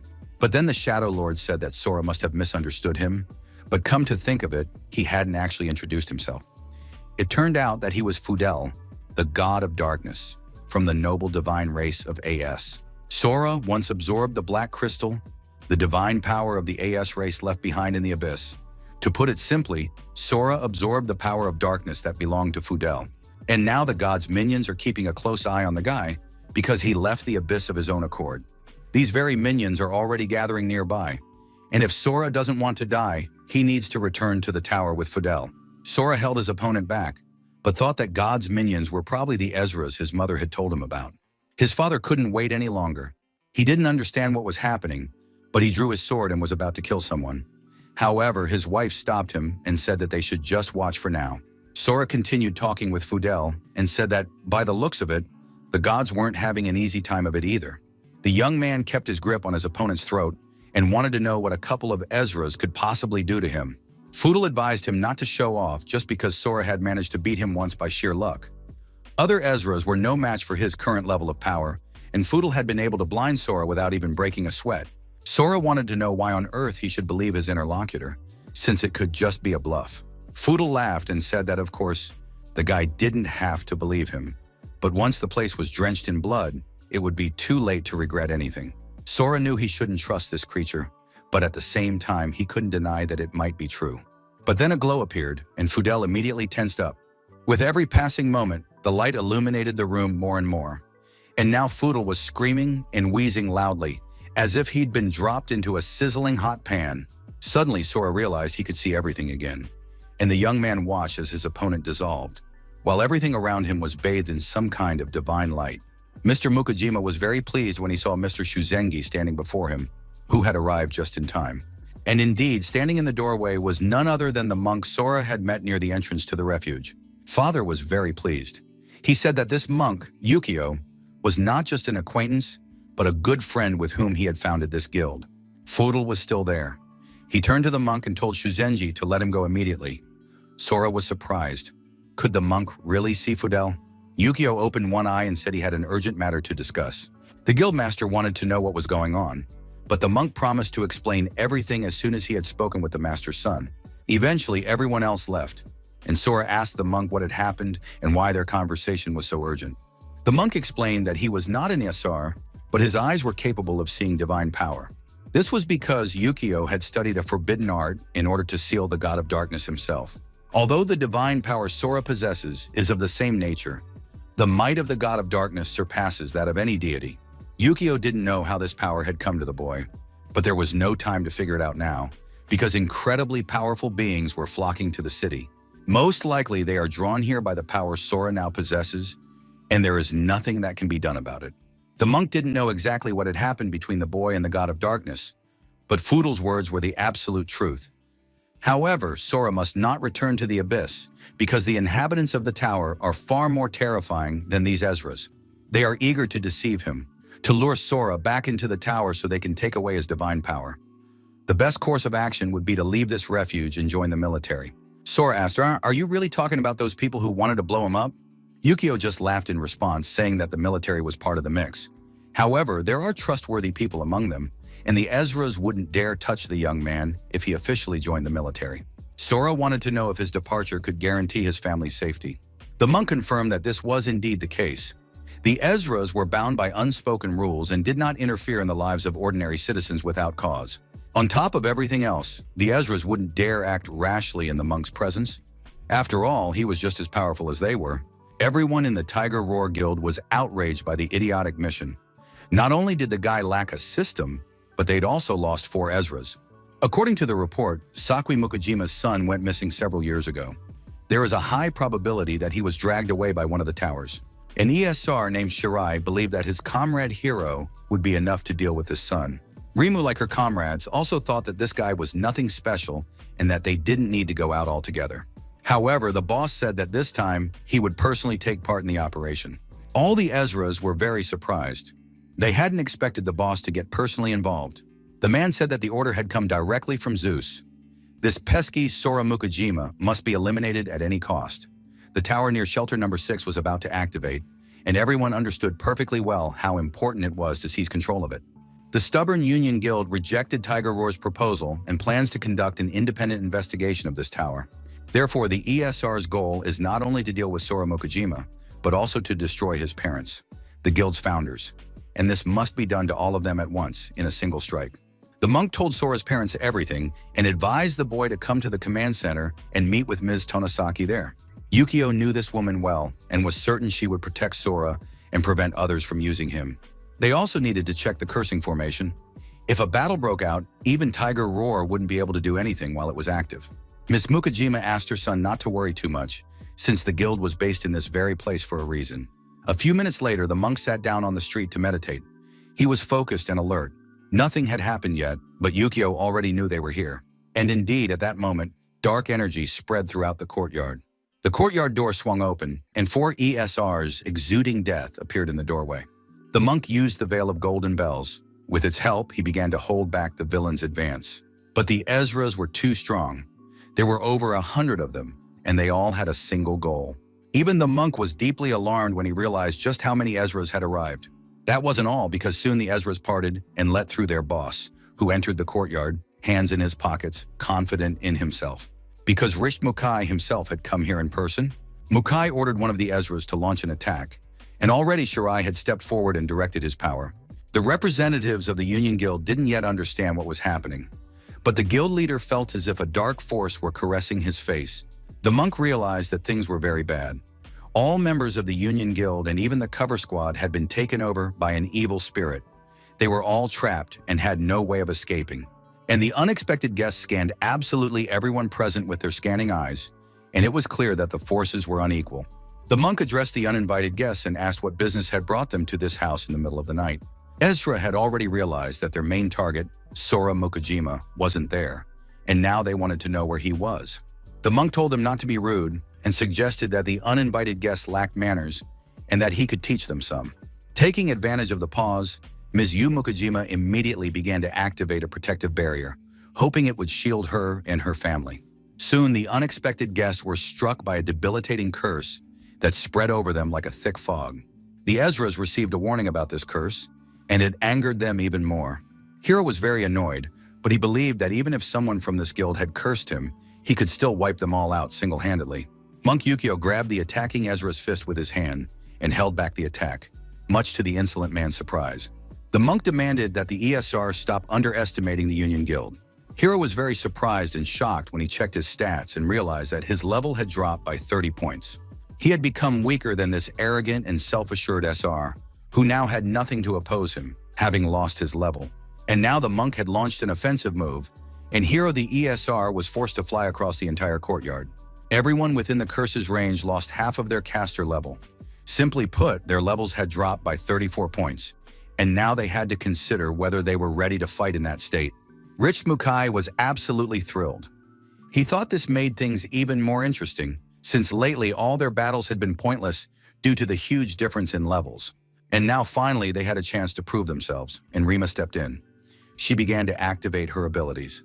And Rich Mukai declared that as long as everyone present was in his hands, Sora would crawl to him on his knees, and this amused him greatly. The space in the courtyard began to twitch and blur, and unfortunately, no one from the Union Guild was able to stop this process. And in the very next moment, they all found themselves in the arena of Athena. Rich Mukai was very pleased. He said he hadn't had a fair fight in a long time, and now it even excited him, so he hoped he wouldn't get bored until Sora joined them.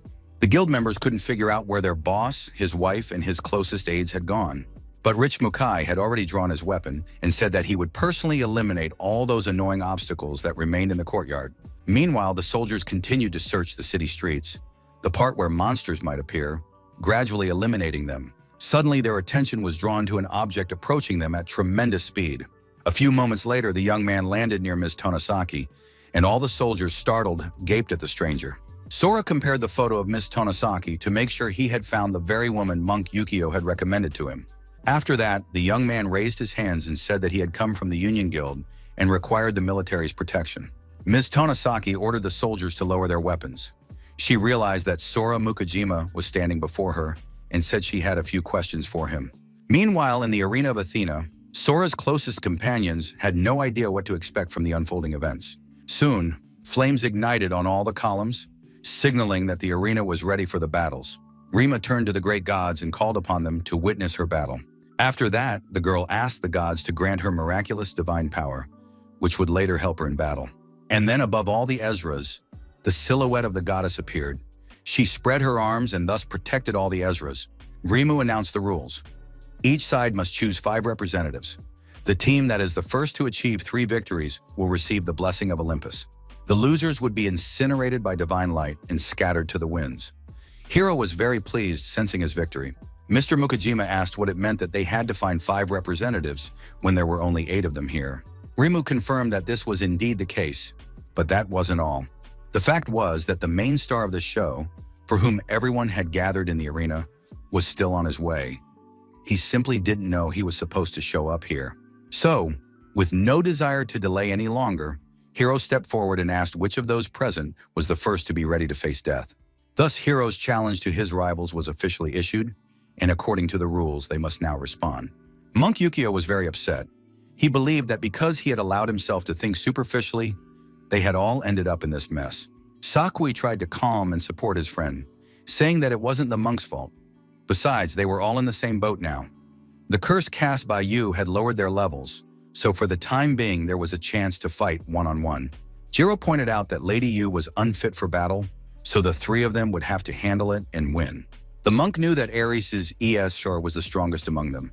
After becoming an ESR, he single-handedly defeated an entire guild of 3 Essers, taking advantage of Ares' superior skills. But Yukio asked his friends not to worry because he had a plan he wanted to try. And now the monk volunteered to be the first to fight in this duel to test his tactics. Thus, the monk Yukio Shuzenji stepped into the arena and accepted the challenge to begin the duel. The goddess raised her hand and called on the combatants to prepare for the start of the battle.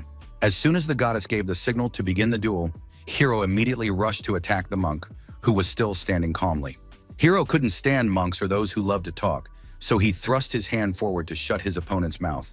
Everyone watched the duel with bated breath as the 2 combatants fought an even match, and no one could tell who would emerge victorious. The monk tried to dodge the direct blows, while Hiro believed that this religious man was only capable of running away and fleeing for his life. At one point, he once again grabbed Hiro's arm, clamping it in his grip and preventing him from launching an attack. Shirai noticed that their comrade had initially closed the distance with his opponent, but was now pulling back.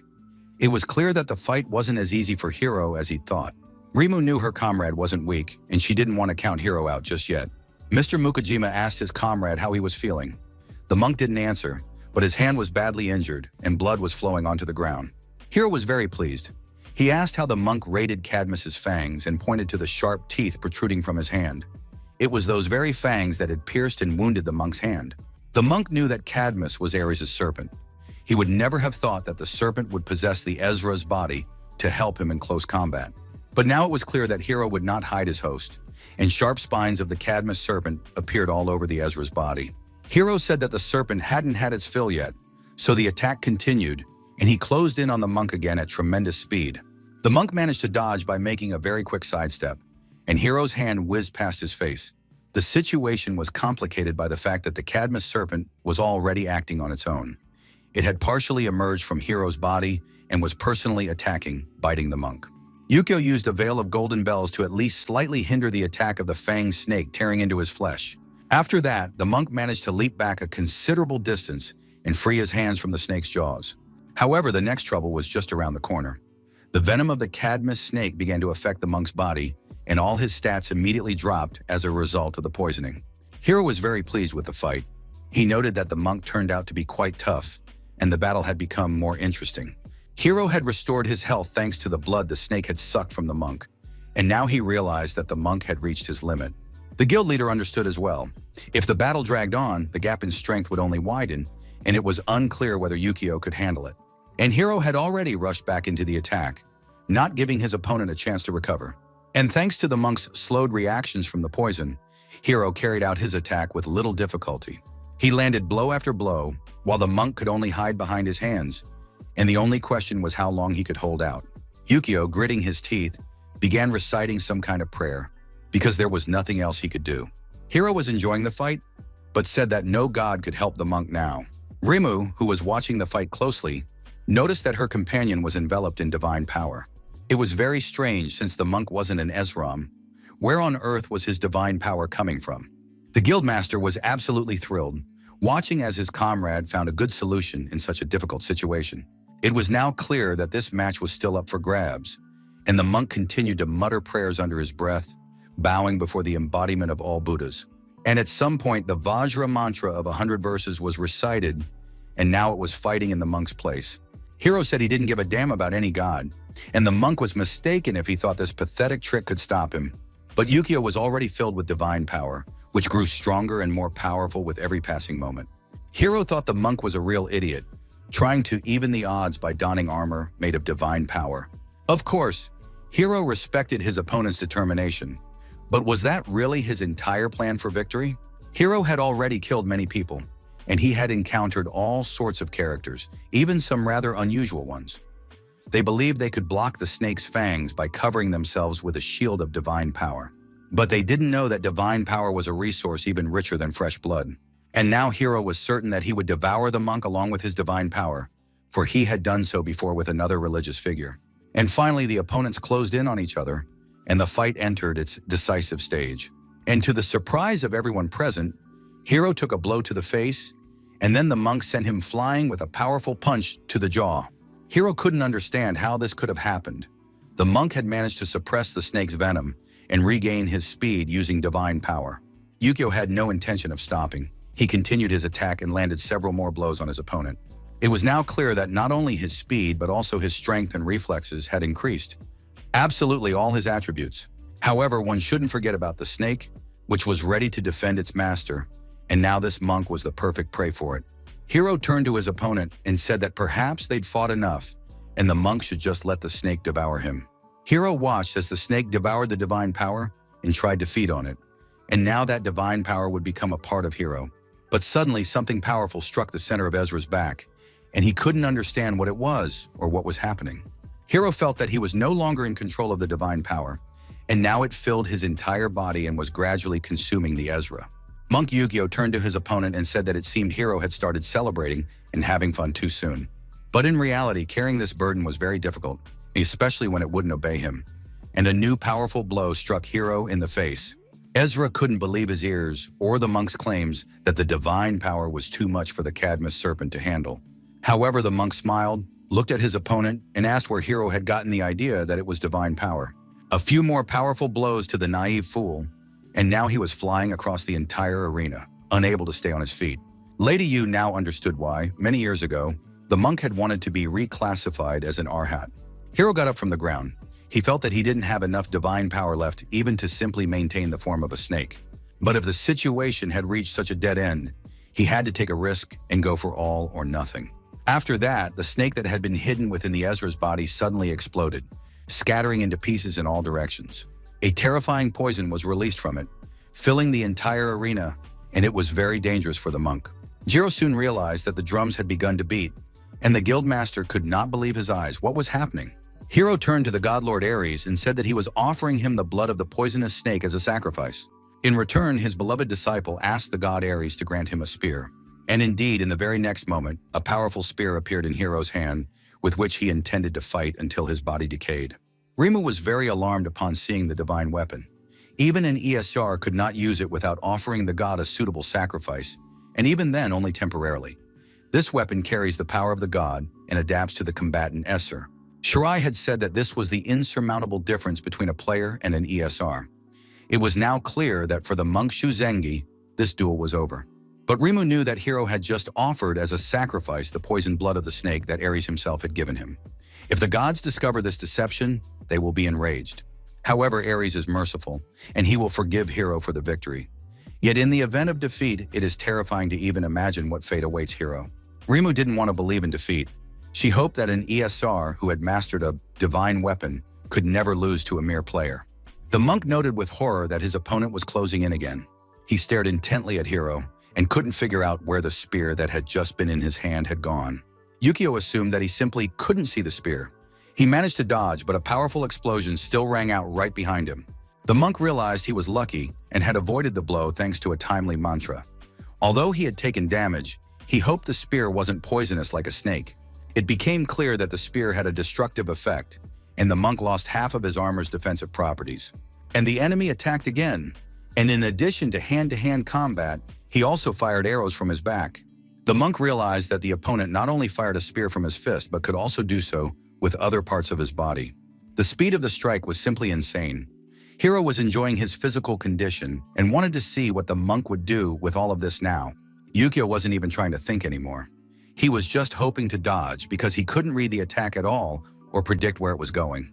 On top of that, every missed blow weakened the player further, and his opponent was still very strong even after taking karmic damage. The monk realized that if Hiro hadn't been weakened beforehand by the curse, he would already be dead. Be that as it may, he needed to try to keep his distance. That would make it easier to dodge the next attacks. Yukio began chanting the mantra again to cast the divine sign. He was trying to purify all three realms so that strife and sin would vanish. Hiro, meanwhile, was gloating. He could see that his opponent was trying to increase the distance, hoping that it would help. The monk activated the Silent Sutra, and now a divine light appeared above his opponent. The Silent Sutra embodied holiness that purified and banished impure forces, which reduced the effectiveness of the poisonous snake's blood. Hiro realized that his opponent wanted to restrict his movement and gain an advantage through distance, but he was certain that these were naive dreams. Mr. Mukajima shouted to his friend to be careful. At that moment, another attack rained down on the monk, and he barely managed to dodge it. Several sharp spears pierced his hat. The goddess presiding over the duel turned to Mr. Mukajima with utter indignation. She declared that interference in a duel held in the arena was unacceptable. One must not give hints or intervene. And after that, the goddess unleashed fire upon the rule breaker, and now the guildmaster was engulfed in flames. His wife, Lady Yu, immediately began using healing techniques to extinguish the fire and alleviate his condition. The divine fire disappeared very quickly, but it had sapped the man's vitality, and that was very bad. Hiro looked at his rival and said that he would already be dead if the guildmaster hadn't intervened.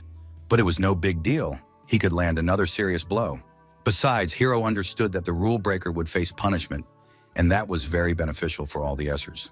Monk Yukio realized that close combat was already too risky. The opponent had long-range blood harpoons in his arsenal. Given the monk's remaining strength, he could hold out for a maximum of 3 minutes, but he had to fight to the end. He had no choice. Hiro wanted to end the fight as quickly as possible.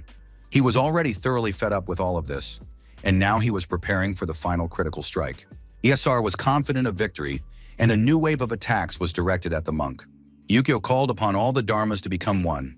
The fact is that all arhats are divided into ranks: the heavenly eye, the wise eye, the eye of the Dharma, and the eye of the Buddha. If he cannot win as the wise eye, then let the eye of the Dharma open. The eye of the Dharma significantly accelerates perception, but it lasts only a very short time, so the monk needed to find a way to break through quickly. Yukio realized that his opponent's spear didn't possess all that much divine power. Yukio braced himself for the attack, gathered his strength, and intercepted the divine spear with his bare hands. Hiro was very surprised. He was pressing down on the spear with both hands, but it didn't budge at all. Moreover, the monk realized exactly how the attack would unfold. The monk was now smiling and said that he had grasped the essence of the bloody spears his opponent had been thrusting at him. It all turned out to be unexpectedly simple. Shirai couldn't believe his eyes. How had this monk managed to block the finest threads of blood? Rimu watched the monk's eyes closely and realized that they were capable of seeing right through the technique. The guild leader and his deputy cheered up a little when they saw that the duel wasn't lost yet. It was simply amazing. Their fellow monk had found a way to counter the Esru of the god Ares himself. Yukio noted that the amount of negative energy accumulated within his opponent was giving rise to unholy thoughts. The monk said he would purge every last drop of impurity and began to cast a purifying mantra. Soon, Yukio could already feel that all the blood touched by his divine power was yielding to his control without resistance. Rimu knew that the divine power in the blood was not uniform and was still not as straightforward as it might seem. Given that the blood was so subtle, it was capable of piercing an enemy's defenses at the very moment they least expected it. And indeed, the monk, absorbed in purifying his blood, soon noticed that the poison blood was gradually gathering around him for a future attack. He had absolutely nowhere to run because the blood needles were aimed at him from all sides. The monk again used the Eye of Dharma to examine the entire technique before it could take effect on him. And then the purifying sutras of divine power purified all of Ezra's blood, and he found himself powerless. Yukio continued to pray, while the blood arrows flew toward him regardless. All beings dwelling in the darkness of ignorance, bound by passions, will fall into the three evil paths, finding only endless suffering. At that moment, Rimu began to advise her companion, saying that all of Hiro's attacks were pointless because the monk could see the movement of divine power. Shiro was outraged because the goddess Athena, who was watching the duel, did not punish Rimu, but merely gave her a warning. But Mr. Mukajima stopped his companion, saying they shouldn't interfere. They'd be better off waiting for Yukio Shuzengi's victory. Divine power continued to press down on Hiro, and he could barely stand, yet he was furious, unwilling to manage without his girlfriend's hints. Soon, a massive sacred form loomed behind the monk, and his sutra continued to work as before. Hiro was losing control of his body more and more, because the divine light was completely destroying all the negativity within him. May he appear before us, overcoming obstacles and grant peace while the suffering whisper his name. This was precisely the sutra that all monks learn first. But that doesn't mean it's weak. On the contrary, the power of the wrathful guardian deity, like all offensive and defensive forces, is doubled. However, this effect lasts only 30 seconds. And during this period, one must not be distracted or lose concentration for even a moment. One must continue reciting the sutra directly in front of the enemy. An incredible humiliation. Despite his physical wounds and injuries, Hiro tore his own shoulders open with his bare hands and let the blood flow.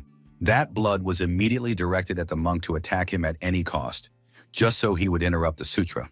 Yukio knew that the spell was capable of suppressing the snake's blood, and attempting to overcome this block required an enormous amount of divine power. Such an unexpected attack is utterly meaningless in the eyes of the Dharma. It wouldn't even scratch the monk. And Hiro continued to tear at his own body, flooding everything around him with blood and directing it like a weapon at his opponent.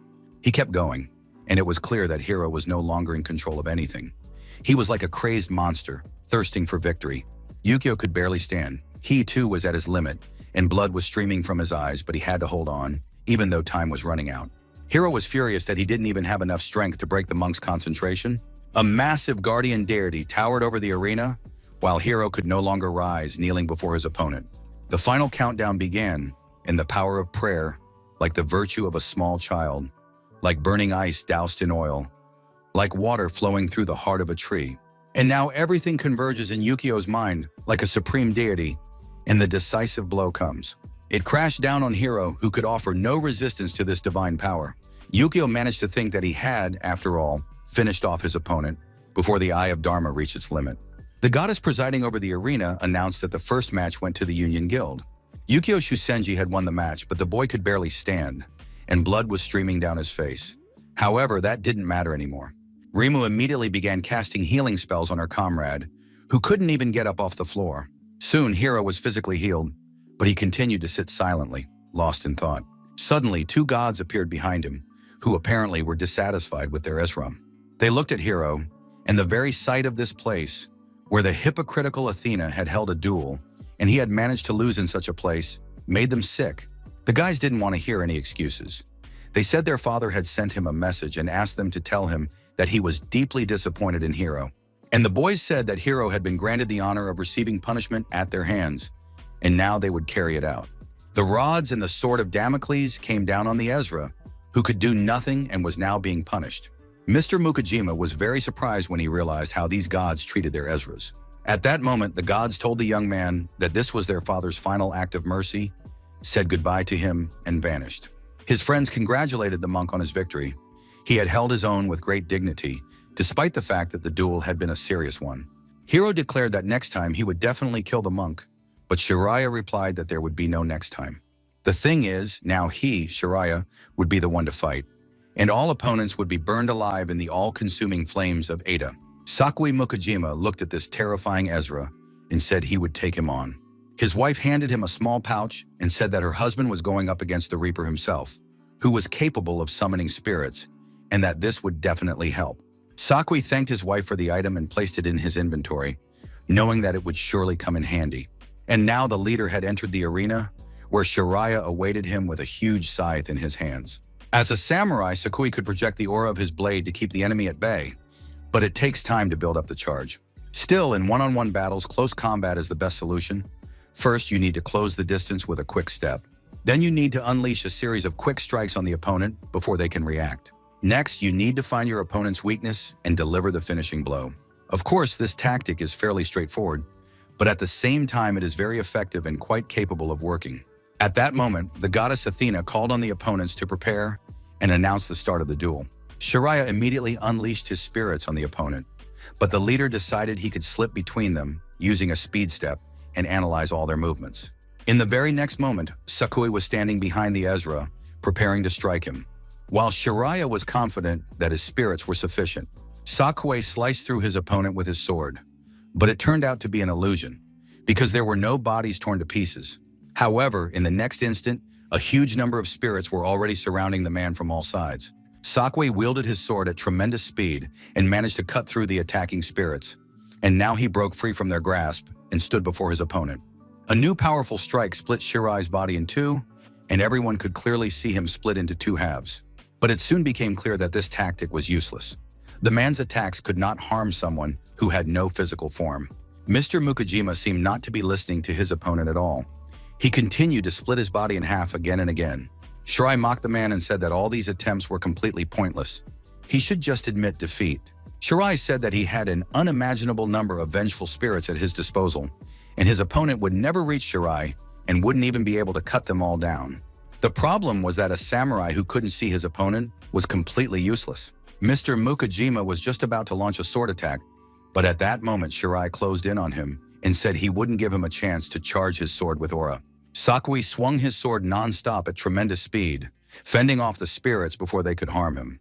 Rimu watched the duel, and now she saw that the battle was more like a fight between an ordinary person and an Esram. Hiro thought his comrade had simply gotten lucky and drawn a weak opponent, but Rimu knew that it was very difficult for a samurai to lead a guild, which meant that Sakui was very strong and unique in his own way.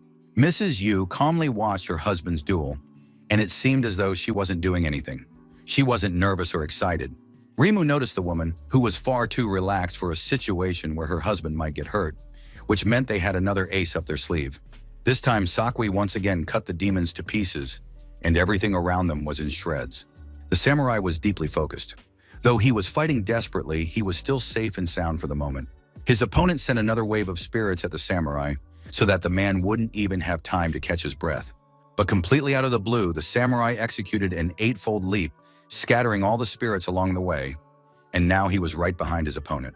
When the sixth refuge first appeared, the soldiers and players joined forces to search for monster nests. Near the sixth refuge, they discovered a mine from which monsters crawled out non-stop. Later, it became the first research base.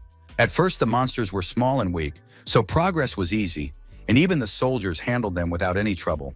But gradually, people began to venture deeper into the mine, exploring it and encountering new monsters along the way. And there, the situation had already changed. The mine was home to completely different types of monsters, and their numbers were limitless. These monsters also had different ranks, and now the people had to fight simultaneously, using various skills and abilities. Inside the cave was an entire ecosystem of monsters, as if it were their hidden nest, where they bred their own kind, lived, and evolved. Deep within this mine, a spider had made its home, and it was at level 80. At that time, it was the most terrifying creature. Moreover, people in those days had no abilities or weapons that could be used against such a monster, so it was decided to flee from this beast. Saki Mukajima drew the monster's attention to himself. He rushed toward the spider so that the others could escape from the mine. Everyone saw how this brave samurai, sword in hand, rushed to attack the terrifying monster, but no one knew what happened next. 3 days had passed since then, and suddenly a desperate scream from the defeated monster echoed through the cave. The people watched the cave with bated breath, and as if in response to the spider's cry, the cave began to collapse, and before the people's eyes, huge boulders fell, blocking the entrance to the cave from within. And at the very last moment, pushing off from the falling rocks, Sakui Mukajima leaped out of the cave. The man was alive and well, and held his sword in his hands. That time, he had used a technique called the eightfold leap, and now that technique was being used again against Ezra Shirai. The samurai cut down his opponent, but as was customary, it was not a body, but merely a spirit, and it became clear that this terrifying technique allowed him to perform 8 consecutive leaps, each faster than the last. But it hadn't had any effect on the battle yet. Sakui had already used this method 3 times to evade the vengeful spirits. The next moment, the samurai used this skill once more. Shirai was stunned that his opponent was getting faster and faster. The 5th use of the skill led the samurai to find his opponent and bring his sword down upon him. Sakui was forced to cut down the spirits again and again, all of which he did with the power he had inherited from the great hero. And now that there were no spirits nearby, he could use his speed to his advantage and cut down his opponent before new spirits had time to form. So far, Sakui was doing everything as planned. He calculated that if he used his speed to outrun his opponent, the man simply wouldn't have time to recreate the spirits, and the battle would turn into close combat. In close combat, the samurai knew he was capable of winning, and now he held his sword in his hands and activated the hero's legacy. Rimu now fully understood why the samurai had held the position of guild leader for so long. Even though he wasn't an SRAM, with such power he could easily match most of the guild. There were many theories about how the tower came to be. The most widespread theory was that the tower was a fusion of human history and mythology into a single whole. In this picture, history and myths are inseparable, and the gods from myths are contrasted with heroes from history. But becoming a chosen one of the gods or the heir of a hero are two completely different things. To become a chosen one of a god, one must fight, while the hero's legacy is more akin to destiny. And now these two have clashed in close combat so that their gods and heroes can show which of them is the master. Shiraya didn't believe that this samurai actually hoped to win in close combat, for a mortal's weapon is no match for the Reaper's scythe. Of course, the Reaper's scythe was a terrifying weapon. In terms of range and reach, it had a clear advantage. But still, considering that the scythe is a divine artifact, it wouldn't be so easy for a human to handle it. If Shiraya uses the scythe as a conventional weapon, making wide swings to strike from a distance, then this must be exploited. This could create a vulnerability because it gives you the chance to close in on the enemy the moment his weapon is raised above his head. It seems the gods didn't teach Shirai how to use the scythe properly and safely, and now the samurai has pierced his body with his sword. Sakue said that he had originally planned to use this skill to dodge in case of danger, but this time his leap didn't even come in handy. The guildmaster and the monk were ecstatic. They shouted that it was all over and victory was theirs. However, Lady Yu wasn't quite so optimistic. She said it was far from over. Despite the sword sticking out of his chest, having pierced right through his body, Shirai didn't look like he was dying. He said that his happy face was literally infuriating. The man didn't understand what was happening. Had he really missed? And had the spirits been summoned and created again? But the opponent began to laugh merrily. He didn't understand why the samurai thought he could only move between phantom bodies. And in the very next moment, the ESR delivered a powerful blow, and the samurai was forced to fly off to the side because he could offer no resistance. Sakui immediately got back on his feet and prepared to defend himself. But the man immediately received a warning that he was marked with Ada's enemy seal. The samurai realized he had been careless. But it turned out that his opponent was capable of giving his own body the form of a spirit, which ruled out any physical damage. Shiraya declared that if he landed 4 attacks on his opponent, the samurai would become his spirit slave. Shiraya realized that his opponent was quite serious, and now he was going to fight with all his might and show no mercy. The first degree seal of Hades currently on the samurai indicated that as soon as the seal reached the 4th degree, he would become a vengeful spirit of Hades. The samurai knew that if he closed in on his opponent, he risked receiving another seal. And if the samurai kept his distance, he would give Shirai time to spawn new spirits. The situation was dire either way. Of course, an 8-fold leap would have come in handy now, but unfortunately, it was on cooldown. Shiraya turned to the samurai and said that he acknowledged Mr. Mukajima was indeed very talented, but in the end, he was still just one of many ordinary mediocre people. Shiraya launched an attack on his opponent. His immaterial form continuously absorbed mana, and the incoming magical damage was increased at that moment, but in return, he remained invulnerable to physical attacks. Saki prepared to fend off the spirits, maneuvering very quickly and changing his position. ESR could see that his opponent was a very fast man, but at the same time, it was clear that he had already lost his edge and couldn't maintain a high level of performance for long. The scythe swept right past his arm, where there was now a fresh wound, and a 2nd degree seal of Hades appeared. As soon as it reached the 4th degree, the man would become a vengeful spirit of Hades. Shiraya understood that his opponent would not be able to run for long. As soon as all 4 marks were present, the body would burn in hellfire, rot, and fall apart. The bones would wither, crumble, and turn to dust. In the end, the samurai's soul would be bound, and he would become just another little dog in Shiraya's service. Isar continued his attacks, and though he took his time, everything around him was still under his influence. Shiraya felt increasingly confident. Another attack was completed, and now the samurai's body had received the 3rd seal of Ida, and soon he would join the ranks of Shiraya's shadows and servants. Sakui used the 8-fold leap again, and once more sliced his opponent in 2, but it was all completely useless, because the ESR took no damage on a physical level. Shiraya realized that his opponent was deliberately stalling for time so that the ESR's mana would run out and he would lose his immaterial form. Of course, it was a decent idea and tactic, but it still wouldn't work. Shiraya knew he could maintain this form for at least another 3 minutes. But unfortunately, that was too little time for the samurai. There was only one seal left to cast, and he was busy charging his sword and leaving himself wide open. Shiraya crept up from behind, using a phantom shadow, raised his scythe above the samurai's head, and declared that it was time for him to become a vengeful spirit. And now Shiraya is ready to strike. He sees the sword before him, but knows that the sword's aura is material and cannot reach the Ezra. Mrs. Yu gave her husband an object in a small bag that could summon spirits and was supposed to help. Mukajima had been saving this object for the very last moment, and now he used it. This amulet had been soaked in holy water from the temple, dried in the sun, and imbued with the priest's divine power. The object was created to exorcise spirits and to create an aura around physical objects. And now the use of this item proved to be the most effective way for the samurai to strike his opponent. Rimu realized that not only had her companion prepared trump cards against the samurai, but these people had also prepared their own unexpected surprises. Sakui struck with his sword, but Shirai was certain it was already too late. He laughed loudly and said that the fourth seal had already been engraved. Hellfire began to consume the samurai, and soon he would turn into a spirit.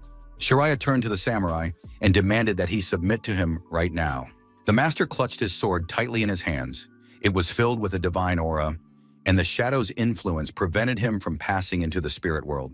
Suddenly, it became clear that the samurai's mind was clearing, and he said that Shiraya should not get his hopes up and calmly wait for him to pass into the shadows. And now, unfortunately for his opponent, the samurai's body was becoming lighter, which meant that movement and attacks came more easily to him. Shiraya couldn't believe his eyes.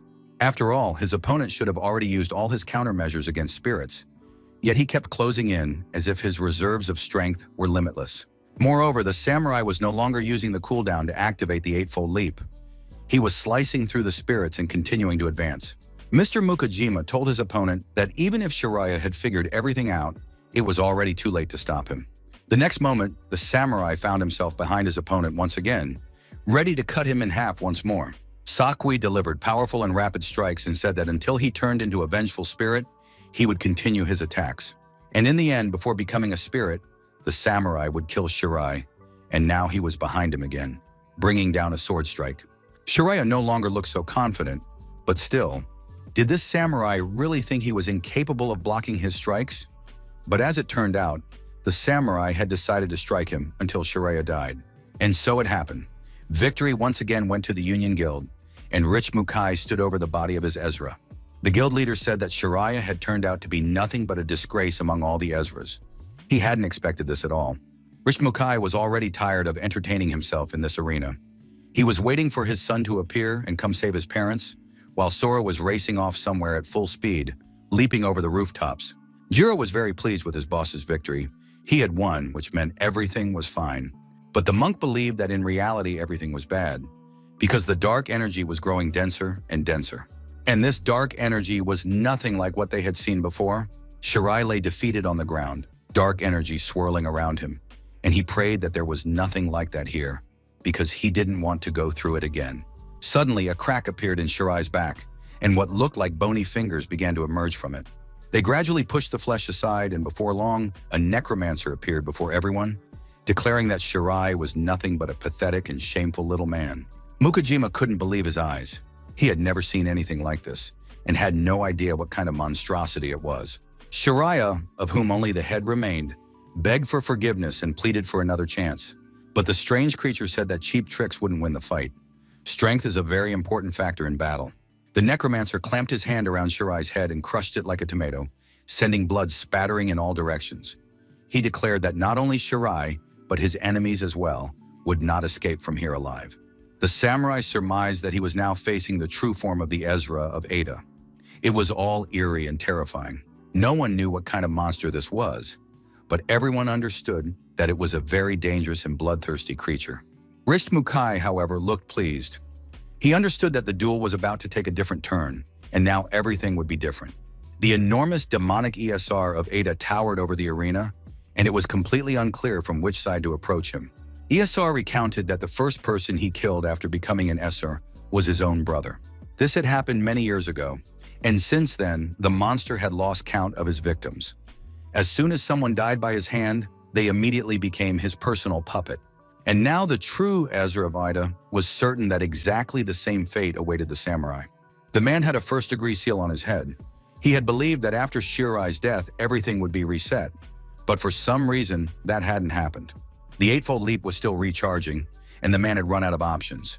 He felt a terrible sense of hopelessness. But this feeling was familiar to the samurai. He had experienced exactly the same sensations when he was left alone against the giant spider. To give the people a chance to escape, Sakui Mukajima drew the monster's attention. Even though he had absolutely no idea what to do, he could only dodge the giant monster's attacks. He had to keep doing this until everyone had a chance to escape. He couldn't give up or retreat. The enormous monster could harm the people, and it was necessary to draw its attention to give them at least some chance to escape. Sakui was approaching the giant spider, but he realized he wouldn't make it in time, and the giant monster was about to start crushing people. He had to draw its attention immediately. But it was very difficult to achieve anything with simple attacks, and besides, it was unclear where this giant's weak spot was. Even a sword stuck in its head did it no harm. And so, unable to think of anything else, the samurai hurled his sword, which spun through the air like a shuriken. The sword struck the spider at tremendous speed, which of course, the spider did not like at all, and it rushed after its attacker. This was exactly what the samurai had been counting on.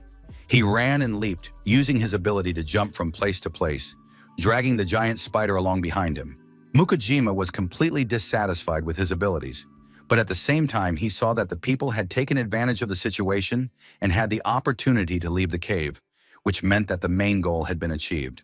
Of course, if the samurai had been stronger, he could have achieved more, and things would have turned out differently. But suddenly, a hero appeared beside the man, urging him not to give up, then picked him up and carried him away from the spider. The hero said he had come to save the man. He was a legendary warrior who had trained the great ones, but now he was saving an ordinary samurai. And at that moment, Sakui realized that not only monsters had come to this world, but also legendary heroes who could offer help in the most unexpected situations. And the mythical warrior carried the samurai deep into the mine and laid him on the ground. Sakui thanked him for the rescue and asked who he was. The legendary warrior asked to be called Karasutengu and told his story. At the behest of his fallen comrade, the warrior had been searching for someone worthy to inherit the blade that slays spiders, as well as the will of his former master.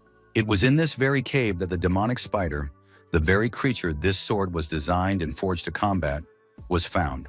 The legendary warrior explained that the monster instinctively fears this blade, which is why it attacks the warrior.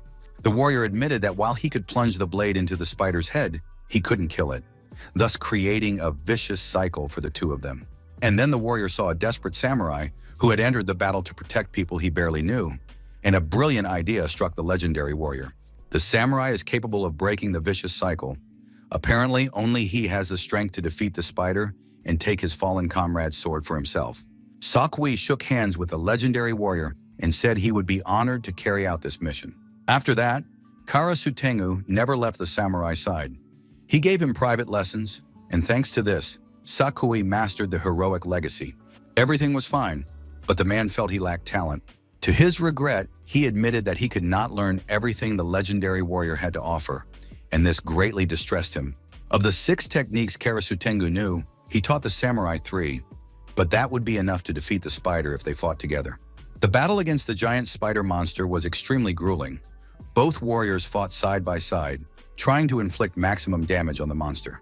The samurai used the Eightfold Step, one of the 3 skills he had mastered while training under the legendary warrior. And after that, Mukajima was able to quickly close in on the spider and deliver a crushing final blow. After the giant spider was destroyed, the legendary warrior handed him a sword, not just 1 but 3, and upon receiving them, the samurai made a vow. Sakui Mukajima swore, if he ever met someone more worthy, he would pass these blades on and send those people to train under the legendary warrior. It was unclear why the samurai was recalling this story now, as he fought against the shadow attacks directed by Asura Ida. In truth, the man had never considered himself worthy of these swords. He was merely a temporary keeper and had learned a little about fighting with them. And yet now, using these swords against the demonic force, he thought he might win and hoped that everything would work out for him. Besides, the samurai had nothing to rely on but the power of these swords. And now another blade was in his hands. Saki thought that if he died in this duel, he would never be able to fulfill the promise he had made to the legendary warrior who had saved his life. If only for that reason he had to survive this battle, because a voice inside him told him that the samurai still had unfinished business in this world. His loved ones watched in horror as events unfolded in the arena. They had no idea how they could help their friend. Jiro noticed the sword now in Mukajima's hands. A monster. But even a hero is just a man. Rimu also believed that no heroic weapon could help a man defeat a god. ESR watched his opponent with interest. He was holding his own in the duel and didn't look like a puny little man. At one point, Isar Ada caught himself thinking that he was afraid of the aura emanating from the sword. Something had to be done about this immediately. ESR ordered his puppet warriors to stop this man, to do it all together and immediately. It was very difficult for the samurai to cope with the attacks. He understood that the warrior was using a legendary sword to kill the spider, and most likely, this sword possessed powers capable of suppressing evil. And now, as the samurai attacked the monster, he could see that the creature deeply disliked the sword's influence and aura. Sakui had no idea how effective his sword would be against the god of the underworld, but now everyone who could was attacking the man to prevent him from reaching Ezra. A powerful arrow pierced the samurai's thigh. He hadn't managed to parry the attack and was now seriously wounded. Sakui was confident he could handle his opponent if he poured every last drop of his mana into the sword's aura. Having fully charged his sword, the samurai immediately began to destroy all the attacking forces directed at him at tremendous speed. With every passing moment, the sword's aura grew stronger, and soon everything around him was enveloped by it. Esar, the god of Ada, acknowledged that the samurai looked and behaved with great strength and dignity, but one must not forget that they were not equals. No human should be so arrogant as to think that ordinary human weapons could pierce a god's defenses, and now Esar would dispel these foolish hopes. Suddenly, a loud growing noise began to echo from an unknown source. Everyone present could barely bear the sound. People were literally losing their sense of direction. It felt as though their brains were about to melt. Sakuai realized that while he could block his opponent's blows, these sound waves were extremely irritating. The man wasn't going to put up with them and was about to take down his opponent once again. It turned out that the sword in his hands was capable of emitting roar-like waves that restricted his opponent. The samurai saw that the huge ESR was trembling in place because of the rattling sound and was unable to fight actively. He had to take advantage of this opportunity, especially since the ESR of the god Ada himself was surprised that his movement was being restricted by sound waves. However, the ESR believed it was too early for the man to rejoice. The duration of the Sacred Blade's effect was soon immediately reduced. And at the very moment when a person is practically convinced of his victory, absolutely anything can happen, and he can become weaker. Sakui was rapidly closing in on his opponent, realizing he had only one chance. Everyone watched the duel with bated breath, unable to predict whether the samurai would manage to deliver the final blow before the ESR came to. Sakui raised his sword and was already near his opponent's head. It seemed that nothing could stop him now. But at that moment, the ESR shouted loudly and said it was all over. He instantly grabbed the samurai with his hand and squeezed his body like a toy figure. Listening to the samurai's groans, the god of the underworld, Esser, announced with relish that the man's end had come. All three, Lady Yu, the monk, and Jiro, activated their abilities, trying in this way to help Mr. Mukajima, upon whom Esser had instantly placed 4 seals of death. Obviously, no one could just stand by and watch this man's destruction, but the goddess Athena intervened again and said that no one dared to disrupt the duel in the arena. However, unexpectedly, the goddess Athena felt some kind of influence on her body. She stood up straight, as if at attention, and asked who was there. The other Ezras also felt vibrations, as if someone were breaking through the barrier from the outside, but the Lord was supposed to be guarding the perimeter. At that moment, a stream of light poured down from the sky, shattering the protective sphere above the arena. The surprised goddess Athena said nothing more, for she began to crumble on her own. Rimu saw that the barrier had been destroyed. It was simply unreal. Could Lord Zeus have intervened and destroyed the barrier with his lightning? But then everyone realized that the situation had worsened not because of Zeus, but because Sora Mukajima had somehow managed to intervene to save his parents. Rimu realized that the lightning spear Sora had hurled at the protective barrier was a technique known only to the gods. As soon as the protective barrier was breached, Lady Yu and the monk were able to cast defensive spells in the form of a magic shield and a diamond veil to protect Lord Mukajima. The mother shouted at her son to ignore his father and focus on his opponent, and Sora immediately sent a lightning spear at Ezra Ada's face. Ezra hadn't expected this at all. He cursed and swore, staring at his ruined face. He didn't care that this brat had broken through the barrier. It was already too late, and his father had already become a plaything in Ezraida's hands. Jiro instantly conjured a stone pedestal, which Sora used to push off for his next attack. Now Sora was rapidly closing in on the hand that was gripping his father. He wanted to destroy it and take the man back to lift the curse from him. Ezraida screamed loudly. He couldn't believe his eyes and stared in astonishment at the remnant of his arm. Now he had no hand, and it was completely unclear how this had happened to him. The enormous hand, severed at the elbow, fell to the ground, still clutching the samurai within it. Sora ran to the severed hand, pried open the fingers clutching his father, and lifted the man to help him leave the arena. Sora shouted that he wouldn't let anyone die while he was there. After that, the young man encouraged his father, saying he'd held up great. Sora told his father that this skeleton wasn't a problem at all, but that the guy behind the barrier who shoots lightning was really strong. The young man admitted that this was the strongest opponent he had faced since leaving the abyss. Mukai was very pleased, for Sora Mukajima, whom they had been waiting for so long, had finally appeared, and he hurled bolts of lightning. And although these lightning bolts didn't hurt Sora, something still felt strange. It was as if they had passed right through him, and it was unclear what their purpose was. Besides, it was strange how easily the barrier had been destroyed. Sora decided not to dwell on it for now. He carried his father to his friends so they could help the man recover. As for the young man himself, he had to fight the leader of the Esrov, who had deliberately staged this whole circus for his sake. Mukai looked down at the boy from above. A huge dragon stood beside him, and the whole scene looked rather amusing. Hiro had already come to his senses and declared, if the barrier had been destroyed, then they no longer had to worry about the rules established by the goddess Athena. The very next moment, Hiro approached the monk and challenged him to a rematch, unafraid of the rules. Rimu found all this very strange. She noticed that the Lord wasn't stopping Hiro. Perhaps the Lord wanted to gauge Hiro's true strength without any restrictions. And now such an opportunity had arisen. The girl realized she shouldn't stand on the sidelines. She hadn't participated in the fight at all today. However, it wasn't just her. Kaichi was standing there too, as if he'd simply come here to watch a movie and have some fun. The assassin asked her not to worry about him, since he only appeared at the right moments and would definitely join the fight when he deemed it necessary. Rimu called out to Shiraya, saying that he had merely lost an arm, so there was no need to act like he was dying. He needed to get back in the fray and fight everyone. Shiraya was very upset that he had nearly lost this battle, so he wanted revenge and had no intention of sitting on the sidelines. He immediately rushed into the attack, saying that no one would snatch victory from him. The young man asked Jiro to take care of his parents and said he would handle everything else. Jiro, as the master of stone, immediately created a protective barrier around himself and the Mukajima couple to give the leader a chance to recover. Sora stood before the stone barrier and waited for his first opponent to approach. Once he realized his family and loved ones were safe, Sora decided it was time to give it his all. He would kill anyone who laid a finger on his father and mother. Meanwhile, Hiro was fighting the monk. The two exchanged blows, and so far, the duel had been fairly calm.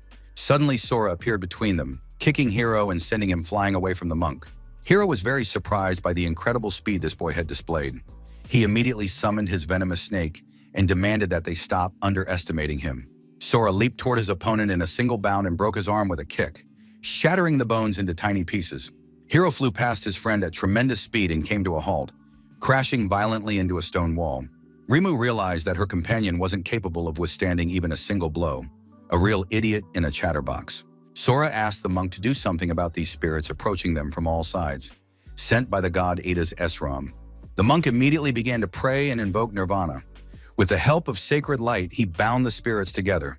It soon became clear that the spirits of Shirai were completely powerless and useless against the monk. That's what happens when opponents are poorly matched in terms of their ranks and categories. The girl immediately pulled out her Valkyrie shield and hurled it at the monk, intending to knock him off his feet. However, Sora calmly stopped the flying Valkyrie shield with his hand, catching it as if it were a toy flying saucer. Rima didn't want to fight this monster herself, but now she had no choice. She aimed her sword at Sora. However, he grabbed her arm before she could strike. After that, the young man, though he certainly didn't like to hurt women, knocked the sword out of her hands and struck her face with his shield with all his might. Rimu's face was shattered, her bones broken, and the girl couldn't understand why the Lord was watching this fight and not intervening. Mukai was high in the sky, looking down at his subordinates who had proven to be useless scum. The Lord addressed them, loading his enormous bow with arrows of lightning, and said that his assistants had forgotten they were under a debilitating curse, And now the Lord was about to strike a blow that he dedicated to the wife of the guildmaster, Lady Y. Monk Yukio sensed powerful waves of divine energy and realized that the main villain was aiming at Lady Yu. Something had to be done immediately, and of course it was reckless. But there was no choice left. The monk removed the blindfold. He wanted to activate the Okoderm as soon as possible. The Lord turned to the monk and told him not to even hope for it. He wouldn't give him time to recite the mantra in full. Yukio stared intently at the villain and realized that things were very bad. The next moment, a massive and powerful attack struck the stone protective dome where Sora's parents were hiding. At that moment, Sora was engrossed in the battle. And when the explosion that struck everything around them rang out, the young man could only watch what was happening from the sidelines. That powerful explosion completely destroyed the stone structure in a single blow, and now it was just a pile of rubble, among which he saw a lifeless hand hanging down. Sora rushed toward the hand, realizing it was his mother, buried under the rubble, crushed, and possibly already dead. Before the young man could reach the pile of rocks to dig the woman out, he noticed Valkyrie's shield hurtling toward his head at tremendous speed. The young man was furious, and he struck the shield with all his might so that no one would dare stand in his way. But something was wrong, because the Valkyrie's shield now possessed a completely different power, and the young man felt a sharp pain in his arm. Rima leapt toward the boy. She was now confident in her strength and hoped that Sora wouldn't underestimate her, because the curse of weakness had been lifted. Sora managed to grab the girl's fist and held it with his hand, but the young man felt an incredible force now pressing down on him. Sora realized he couldn't move to push his opponent away, and Rima told the boy that if the curse of weakness hadn't been lifted, it only meant the woman was already dead. Those words infuriated the young man, and he found the strength to shove Rima aside. It was clear that Sora was deeply upset, and his emotions were now getting in the way. And when a person is ruled by emotions, they become the perfect target for attacks and blows. Rima unleashed another attack on the young man, which pierced right through him, and now the bonds began to bind his arms and legs. Sora felt he couldn't break through, and now he was literally stuck in one spot, unable to properly fend off the attack. Rimu activated her scanning eye and saw an incredible sight. Within the boy lay a power that surpassed that of the gods. The most terrifying thing was that inside Sora was a black hole that devoured everything that touched his divine power and transformed it into its own might. Rimu realized that this guy was a true monster, but he was still too weak because he was unable to control his divine power. Rimu now understood why the Lord had ordered this boy's death. He could not be left alive, and the girl activated her sacred aura, which boosted her strength from physical attacks. The girl turned to her companions, Shirai and Kaichi, and asked to borrow their strength so she could kill Sora. Shirai was also very pleased. Finally, his curse had been lifted, and now he could summon his weapon. Everyone understood that they had to get rid of Sora and kill him before he realized his power. And just at that moment, the assassin launched his attack. Once Sora learned to control his divine power, no one would be able to defeat him, and not even the gods could stop him. Enemies were closing in from all sides, and Sora stared at his mother's hand, tears blurring his vision. The longer the young man looked at her hand, the more it seemed to him that it was moving. And indeed, the moment came when the woman wiggled her fingers, and it became clear that she was still alive. A new portion of the curse, namely the soul chain, was directed against all those Isars who wanted to kill her beloved boy. Lady Yu Mukajima, having placed the chains of the soul upon the villains, stretched out her hand and called her son to her. The Ezras looked as if they were flies caught in a spider's web. They tried to break the soul chains, but simply froze in place. Sora took advantage of the situation and scattered the stones with his hands. Unfortunately, what he found there upset him greatly. His father and Jiro were dead, and his mother was showing signs of life. Sora began tearing at his hair, blaming himself for letting this happen. However, the woman tried to calm her son, despite her pain and physical condition. His mother asked her son not to worry about them and to leave the arena immediately, because he was incapable of doing it alone, and no one else would be able to withstand a battle against these opponents. From now on, the young man must stand firmly on his own 2 feet, and his mother would watch over her beloved son from heaven. The assassin Kaichi saw his opponent weeping over his dying mother and realized this was his chance. Kaichi was no honorable warrior. He did not let the man mourn the loss of his mother and began attacking Sora from behind, drawing his weapon. And just as his knife was about to pierce the unfortunate young man's body, Sora turned and looked the assassin in the eye. After that, Sora destroyed the blade of divine power with a single blow, and it crumbled in Kaichi's hands as if it were a plastic toy. Rimu couldn't believe her eyes, but she had just seen this guy break the divine blade with a single blow. The Lord shouted at his aides not to even try to block this guy's blows, and Rimu was ready for battle, holding a spear and a shield in her hands. Sora charged into the attack. The girl tried to hide behind the Valkyrie's shield, but it was pierced right through by the young man's bare hand before the stunned Ezra's eyes. Sora was highly motivated by the grief that had befallen him. He felt like a true monster and declared that he would kill every last one of them. Rimu was terrified.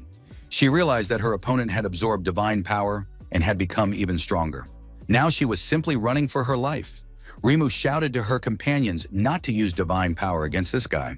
Rimu didn't have time to do or say anything else, because very quickly, literally in an instant, Sora was right next to her and attacked the Ezra with a single powerful blow, sending her flying far away from the arena. The assassin tried to make sense of what he was seeing, but the speeds were so high that it defied explanation. The next moment, Sora was already next to the assassin, who hadn't expected such an encounter at all, and it was completely unclear how the young man had managed to spot him. The assassin realized that this guy was not only capable of absorbing divine power, but could also see right through his special stealth skill. And then a voice belonging to Shirai rang out. He said that, of course, Sora was having a great time in the fight right now, but he had probably forgotten something after all. Shiraya meant that the young man had left his dying mother to go and throw punches himself, because he was a truly worthless and ungrateful son. Shiraya raised his spear to finish off the woman, but the monk Yukio couldn't let that happen. Shiraya, of course, noticed the monk and aimed his spear straight at him. Sora was distracted from the assassin, watching as his comrade suffered from the Ezra. The assassin was lucky. To his fortune and surprise, Sora left him and rushed off to save his loved ones from Shirai.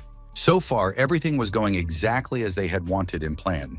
The Ezras were distracting the young man from one another, forcing him to constantly switch between opponents. In this way, they conserved their strength, managed to recover, and attack. At that very moment, Shirai was already ready to unleash the flames of death upon the woman, who was still showing signs of life. The attack was already in full swing, but suddenly Shirai realized that his attack had abruptly stopped. When the smoke cleared, it became clear that Sora had managed to step between him and his mother and block the attack. Shiraya looked at the young man with great interest and surprise. He understood that something was about to happen because the boy was capable of absorbing divine power. Shiraya declared that he would now test how long this man would last and how many attacks he could withstand. Esar, the god of Ada, activated the flame of death once more and directed it at Sora. Rimu finally came to her senses and shouted at her companion not to act like an idiot, because right now Shiraya was simply feeding their opponent experience points. Divine power wouldn't help against a guy like this, just as close combat wouldn't.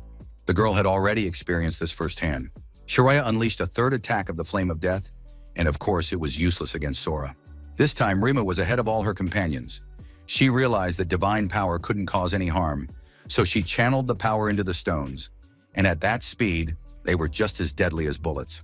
Perhaps the girl wouldn't be able to kill Sora with these stones, but she would destroy his dying mother easily and simply, and now Sora was forced to deflect the stones. Rimu watched with delight as the boy gave it his all, deflecting every stone flying at him and his mother. And then other Ezras joined in on the stone barrage. They were desperate to see Sora Mukajima die right then and there.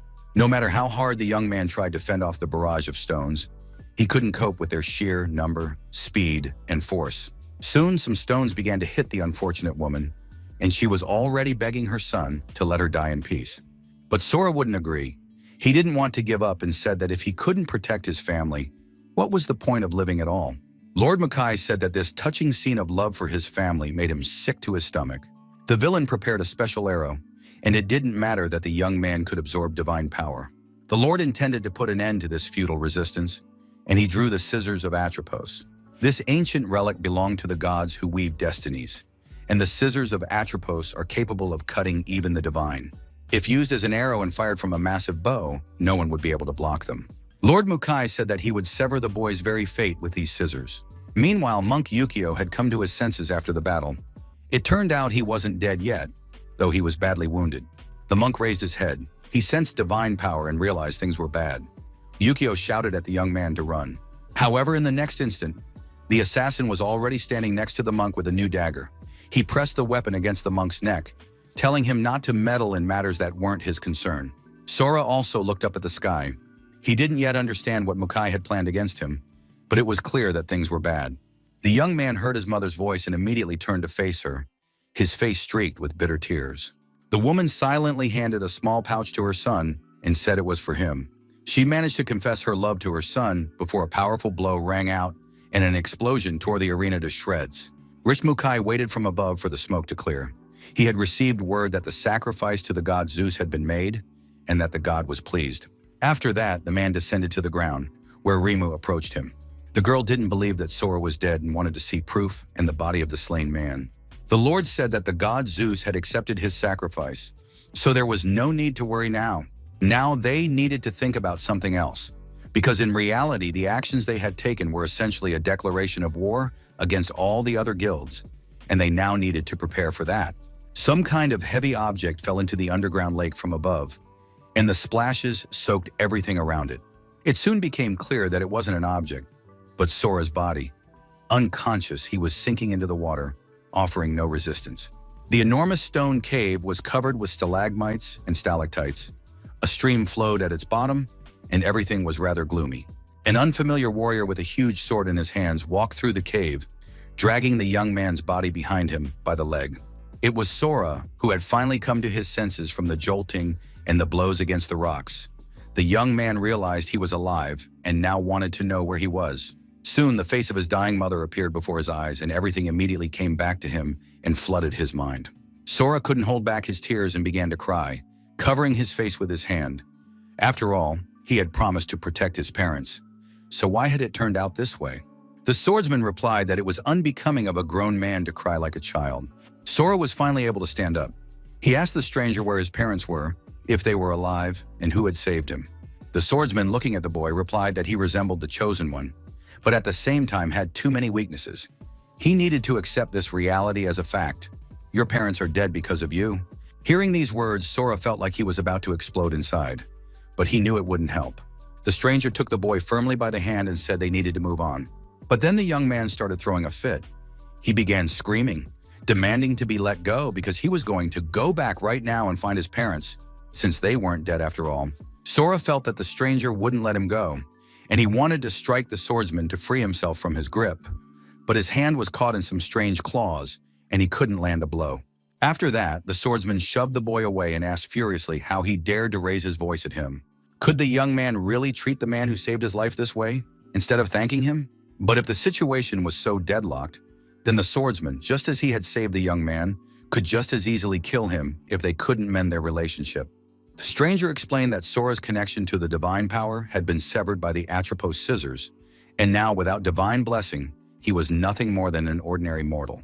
The swordsman said that they would restore the connection to the divine power within Sora, and he should approach this with understanding and gratitude. After that, the swordsman said they would teach Sora how to use the divine power properly. And now the boy could say whether he would go with the swordsman or stay here. Sora, though angry at this man, still understood what he had to do.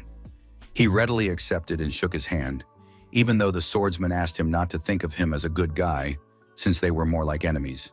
And that sounded very strange. The boys hadn't gone far when they suddenly saw someone in one of the dungeon's labyrinths.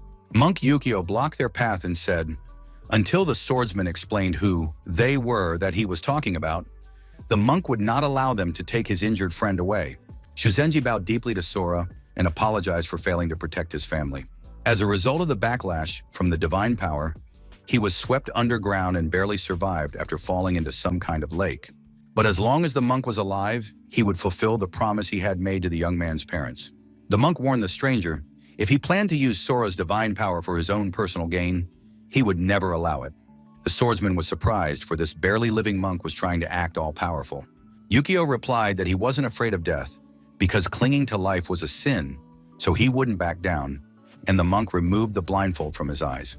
But he wouldn't be able to look the boy's parents in the eye when they met again in the afterlife, if he didn't fulfill and keep his word now. The swordsman replied that in this situation, they needed to ask this youngster's opinion, and Sora admitted that he dreamed of avenging his parents' deaths, but he didn't have the strength right now. And if this swordsman helps him awaken fully, then Sora couldn't care less who uses him. He's ready for anything. It was very painful to hear such words, but at the same time, he understood the boy and had to respect his choice and decisions. The monk took the sword from behind his back, handed it to the boy, and asked him to take it with him. It was a parting gift from his parents. Sora took the sword in his hands and felt a certain power. This power and these feelings had been familiar to him since childhood. It was the power of his mom and dad, but also something more. The monk confirmed that this weapon had been passed down among heroes for generations, and each of its owners had left their mark on it, but to fully claim it as his own, Sora would need divine power. Sora, as he was now, wouldn't be able to use it, but the boy still gazed in wonder at the sword, which held the memories of its owners. The monk explained that Lady Yu had entrusted the sword to him, saying that Sora would find a use for it when the time came, but for now he must take good care of it. Sora understood that the time would come, and he also thought that his mother had used her gift of foresight and knew exactly what she was talking about. The swordsman was tired of waiting and asked if the boys had finished their conversation or not. And now the three of them were walking through the long underground labyrinths.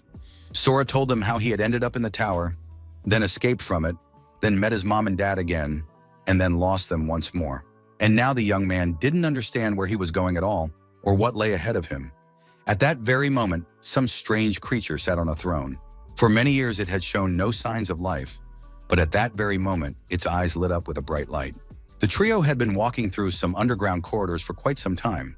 The monk didn't even know there was such a vast space beneath the sixth refuge. The swordsman didn't understand why the monk had tagged along with them, but Yukio replied that he planned to protect the son of his deceased friend. The swordsman thought this was utter nonsense. The boy could easily beat up someone like the monk. Did he really need his protection? Yukio was very humble. He said that even if the boy didn't need his protection, he would do it at the cost of his own life. The fact was that Mrs. Yu had once warned them. If they followed her instructions, it would be better for everyone. However, after that, what happened happened. And now the monk had decided to no longer believe in prophets, but to trust only himself. The swordsman stopped arguing with the boys, but asked them to at least listen to him when they met God. Sora thought about his mother's words that it would be better for everyone. How could it be better if he was the only one who survived? Was this really the best ending for his mother? The young man looked sadly at the sword in his hands. Suddenly, the monk Yukio spoke up. He knew that city gossip claimed the so-called god was locked up in this cave, and now the monk wanted to know if the local god truly possessed divine power, or if it was all lies. The swordsman didn't answer, believing it wasn't worth talking to fools, and then he added that they would soon see the god for themselves and draw their own conclusions. Sora also decided to ask a couple of questions. He asked the swordsman what kind of god they were talking about, but the swordsman replied that one must not utter his name thoughtlessly. Some more time passed, and soon the whole group emerged into a vast space. The swordsman warned that they had arrived at their destination and needed to stop chatting. After that, the man held his hands out toward the massive doors and began to speak some special magical words. The swordsman closed his eyes and said, "I stand before the Lord with a flame in my hand." And soon a sort of divine cloud seemed to form from his hand, and it gradually began to rise upward, breaking away from the swordsman's hand. This cloud approached the massive gates, which immediately began to glow and tremble, and the sound of the inner locks opening could be heard. The swordsman invited everyone to enter, but the monk had to remain outside until God gave him permission to enter. Yukio didn't argue and warned the young man to be very careful inside God's cave, because the divine power within Sora was extraordinary, and God might want to take it for himself. And as soon as the boys approached the doors, the swordsman pointed to the young man and told him to go first, because the god of intrigue and flame was waiting for him. Sora didn't argue or resist, but the god of intrigue and flame sounded very strange. But on the other hand, it didn't matter at all who he was.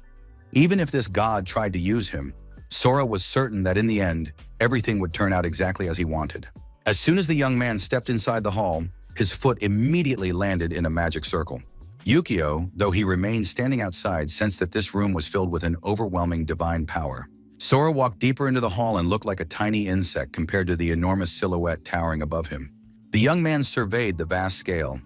Basically, this was exactly what you'd expect from a god. He was a giant of intrigue and flame. This was roughly how Sora had imagined the Norse god Loki. But he had a very strange form, and the years had not been kind to him. But then God opened his eyes, looked at the young man, and said that he had finally arrived. God was immediately very surprised, because this young man remained calm at the sight of God. It was immediately clear that he was no ordinary person. The god asked Sora if he wished to avenge his fallen family members. The young man was quite honest and sincere. He put his hand on his heart and said that this was the only reason he had come here. Sora's connection to divine power had been severed by a sacred artifact. If the young man wished to restore it, he would have to pay the appropriate price. Sora replied that he was ready to do anything for this. If God would help him, he was here precisely for revenge. God remained silent, and then the young man wondered, could it be that this was still not enough? Sora paused to think for a moment and added that divine power alone wasn't enough for him, because he needed absolute power to crush his enemies. Sora pointed his finger at God and asked if God could give him all of this. God demanded that the boy not get too big for his britches. Why did he think he could afford to throw words around so carelessly in the face of God? After that, God grabbed the boy and squeezed his hand tightly, nearly squeezing the life out of Sora. Sora smiled and told God that he had brought him here through his servant because God wanted something from him. Sora suggested God take a guess. Surely God was planning to suck out his divine power to revive that wreck he considered his body. Such insight and audacity greatly upset and enraged God, and he squeezed this arrogant boar even tighter. Sora realized he'd hit the nail on the head and suggested that God simply kill him and take all his power if he could. But when God did nothing, Sora realized that God simply couldn't do it, and that was the whole problem. In the end, God released the guy, sat him on his lap, and admitted that that was exactly the case. Sora possesses a power that suits God very well, but he cannot take it away. In that case, they were both in a complete deadlock, and Sora reached out his hand to the god of intrigue to shake it as a sign of reconciliation. Sora already knew that the power he had absorbed in the tower was comparable in strength to that of the Norse gods. But if even such a significant figure in Norse mythology as Loki cannot take away divine power, then that means Loki must treat a mere nobody like a human as an equal partner. Loki was forced to admit that this guy had guts. For a mere mortal, he was remarkably brave and fearless. And the god extended his claw to the young man, which he was to grasp as a sign of agreement and reconciliation, confirming their desire to work together in the future. But still, the god Loki wanted Sora to remember once and for all, none of those who had treated the god Loki with contempt had survived. Sora replied that such empty threats only fed the bright image of the mighty god. Loki already realized that this guy would be a real thorn in his side, but in his current state, Loki wouldn't last long anyway. God Loki really did look terrible and felt even worse, so he cleared his throat and said he would be brief. Sora realized that since they were partners now, he needed to show a little goodwill, so he addressed God respectfully and asked what he had in mind.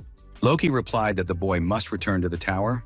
Sora immediately recalled that dreadful abyss, where he had practically turned into a monster because he was constantly preoccupied with blood and killing.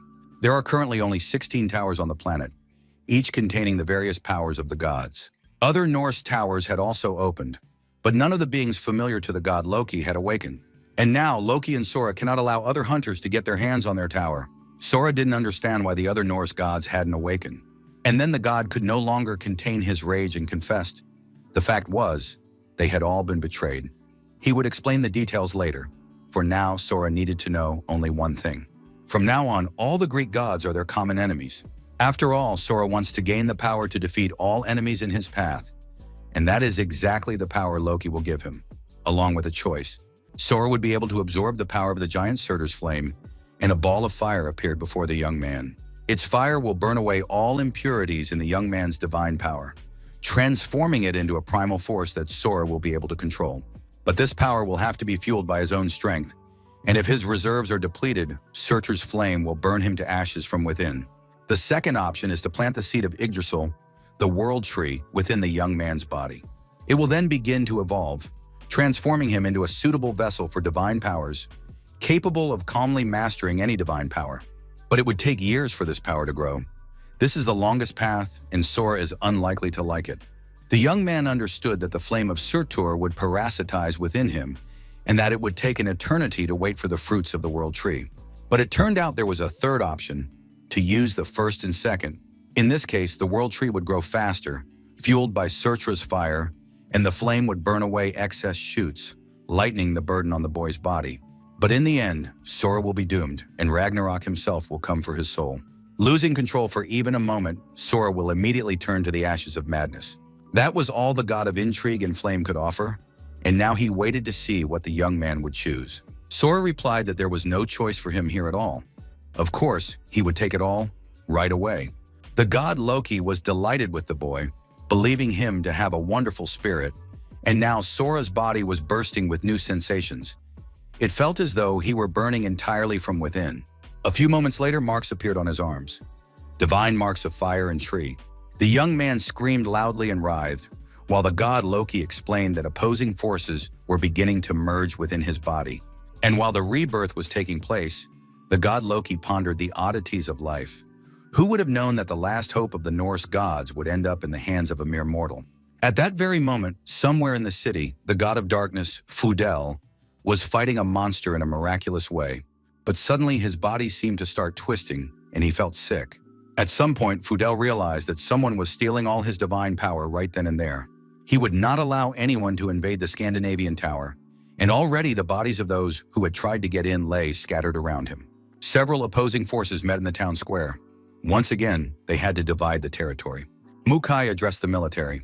He said that there were now 17 towers. He was absolutely certain of this. The Lord was also certain that all these towers would belong to him and his supporters. Meanwhile, Sora, who was in the dungeon, was trying to coordinate the work of all his entities, but so far he had not succeeded. The swordsman and the monk looked very alarmed as they watched what was happening in the divine hall. The swordsman couldn't believe his eyes that this insolent youngster was about to absorb two opposing forces. Swordsman Yukio believed in the boy and prayed that Sora would endure this rebirth and trial. Sora finally came to his senses and looked around. Soon he saw a huge tree with many branches and realized that this was his spiritual world. It was the world tree, the seed of which he had planted within his own body. The young man noticed God sitting there with a book. He was completely engrossed in reading and didn't react to the boy at all. But soon he noticed that this mysterious being had stopped reading and was now looking at him.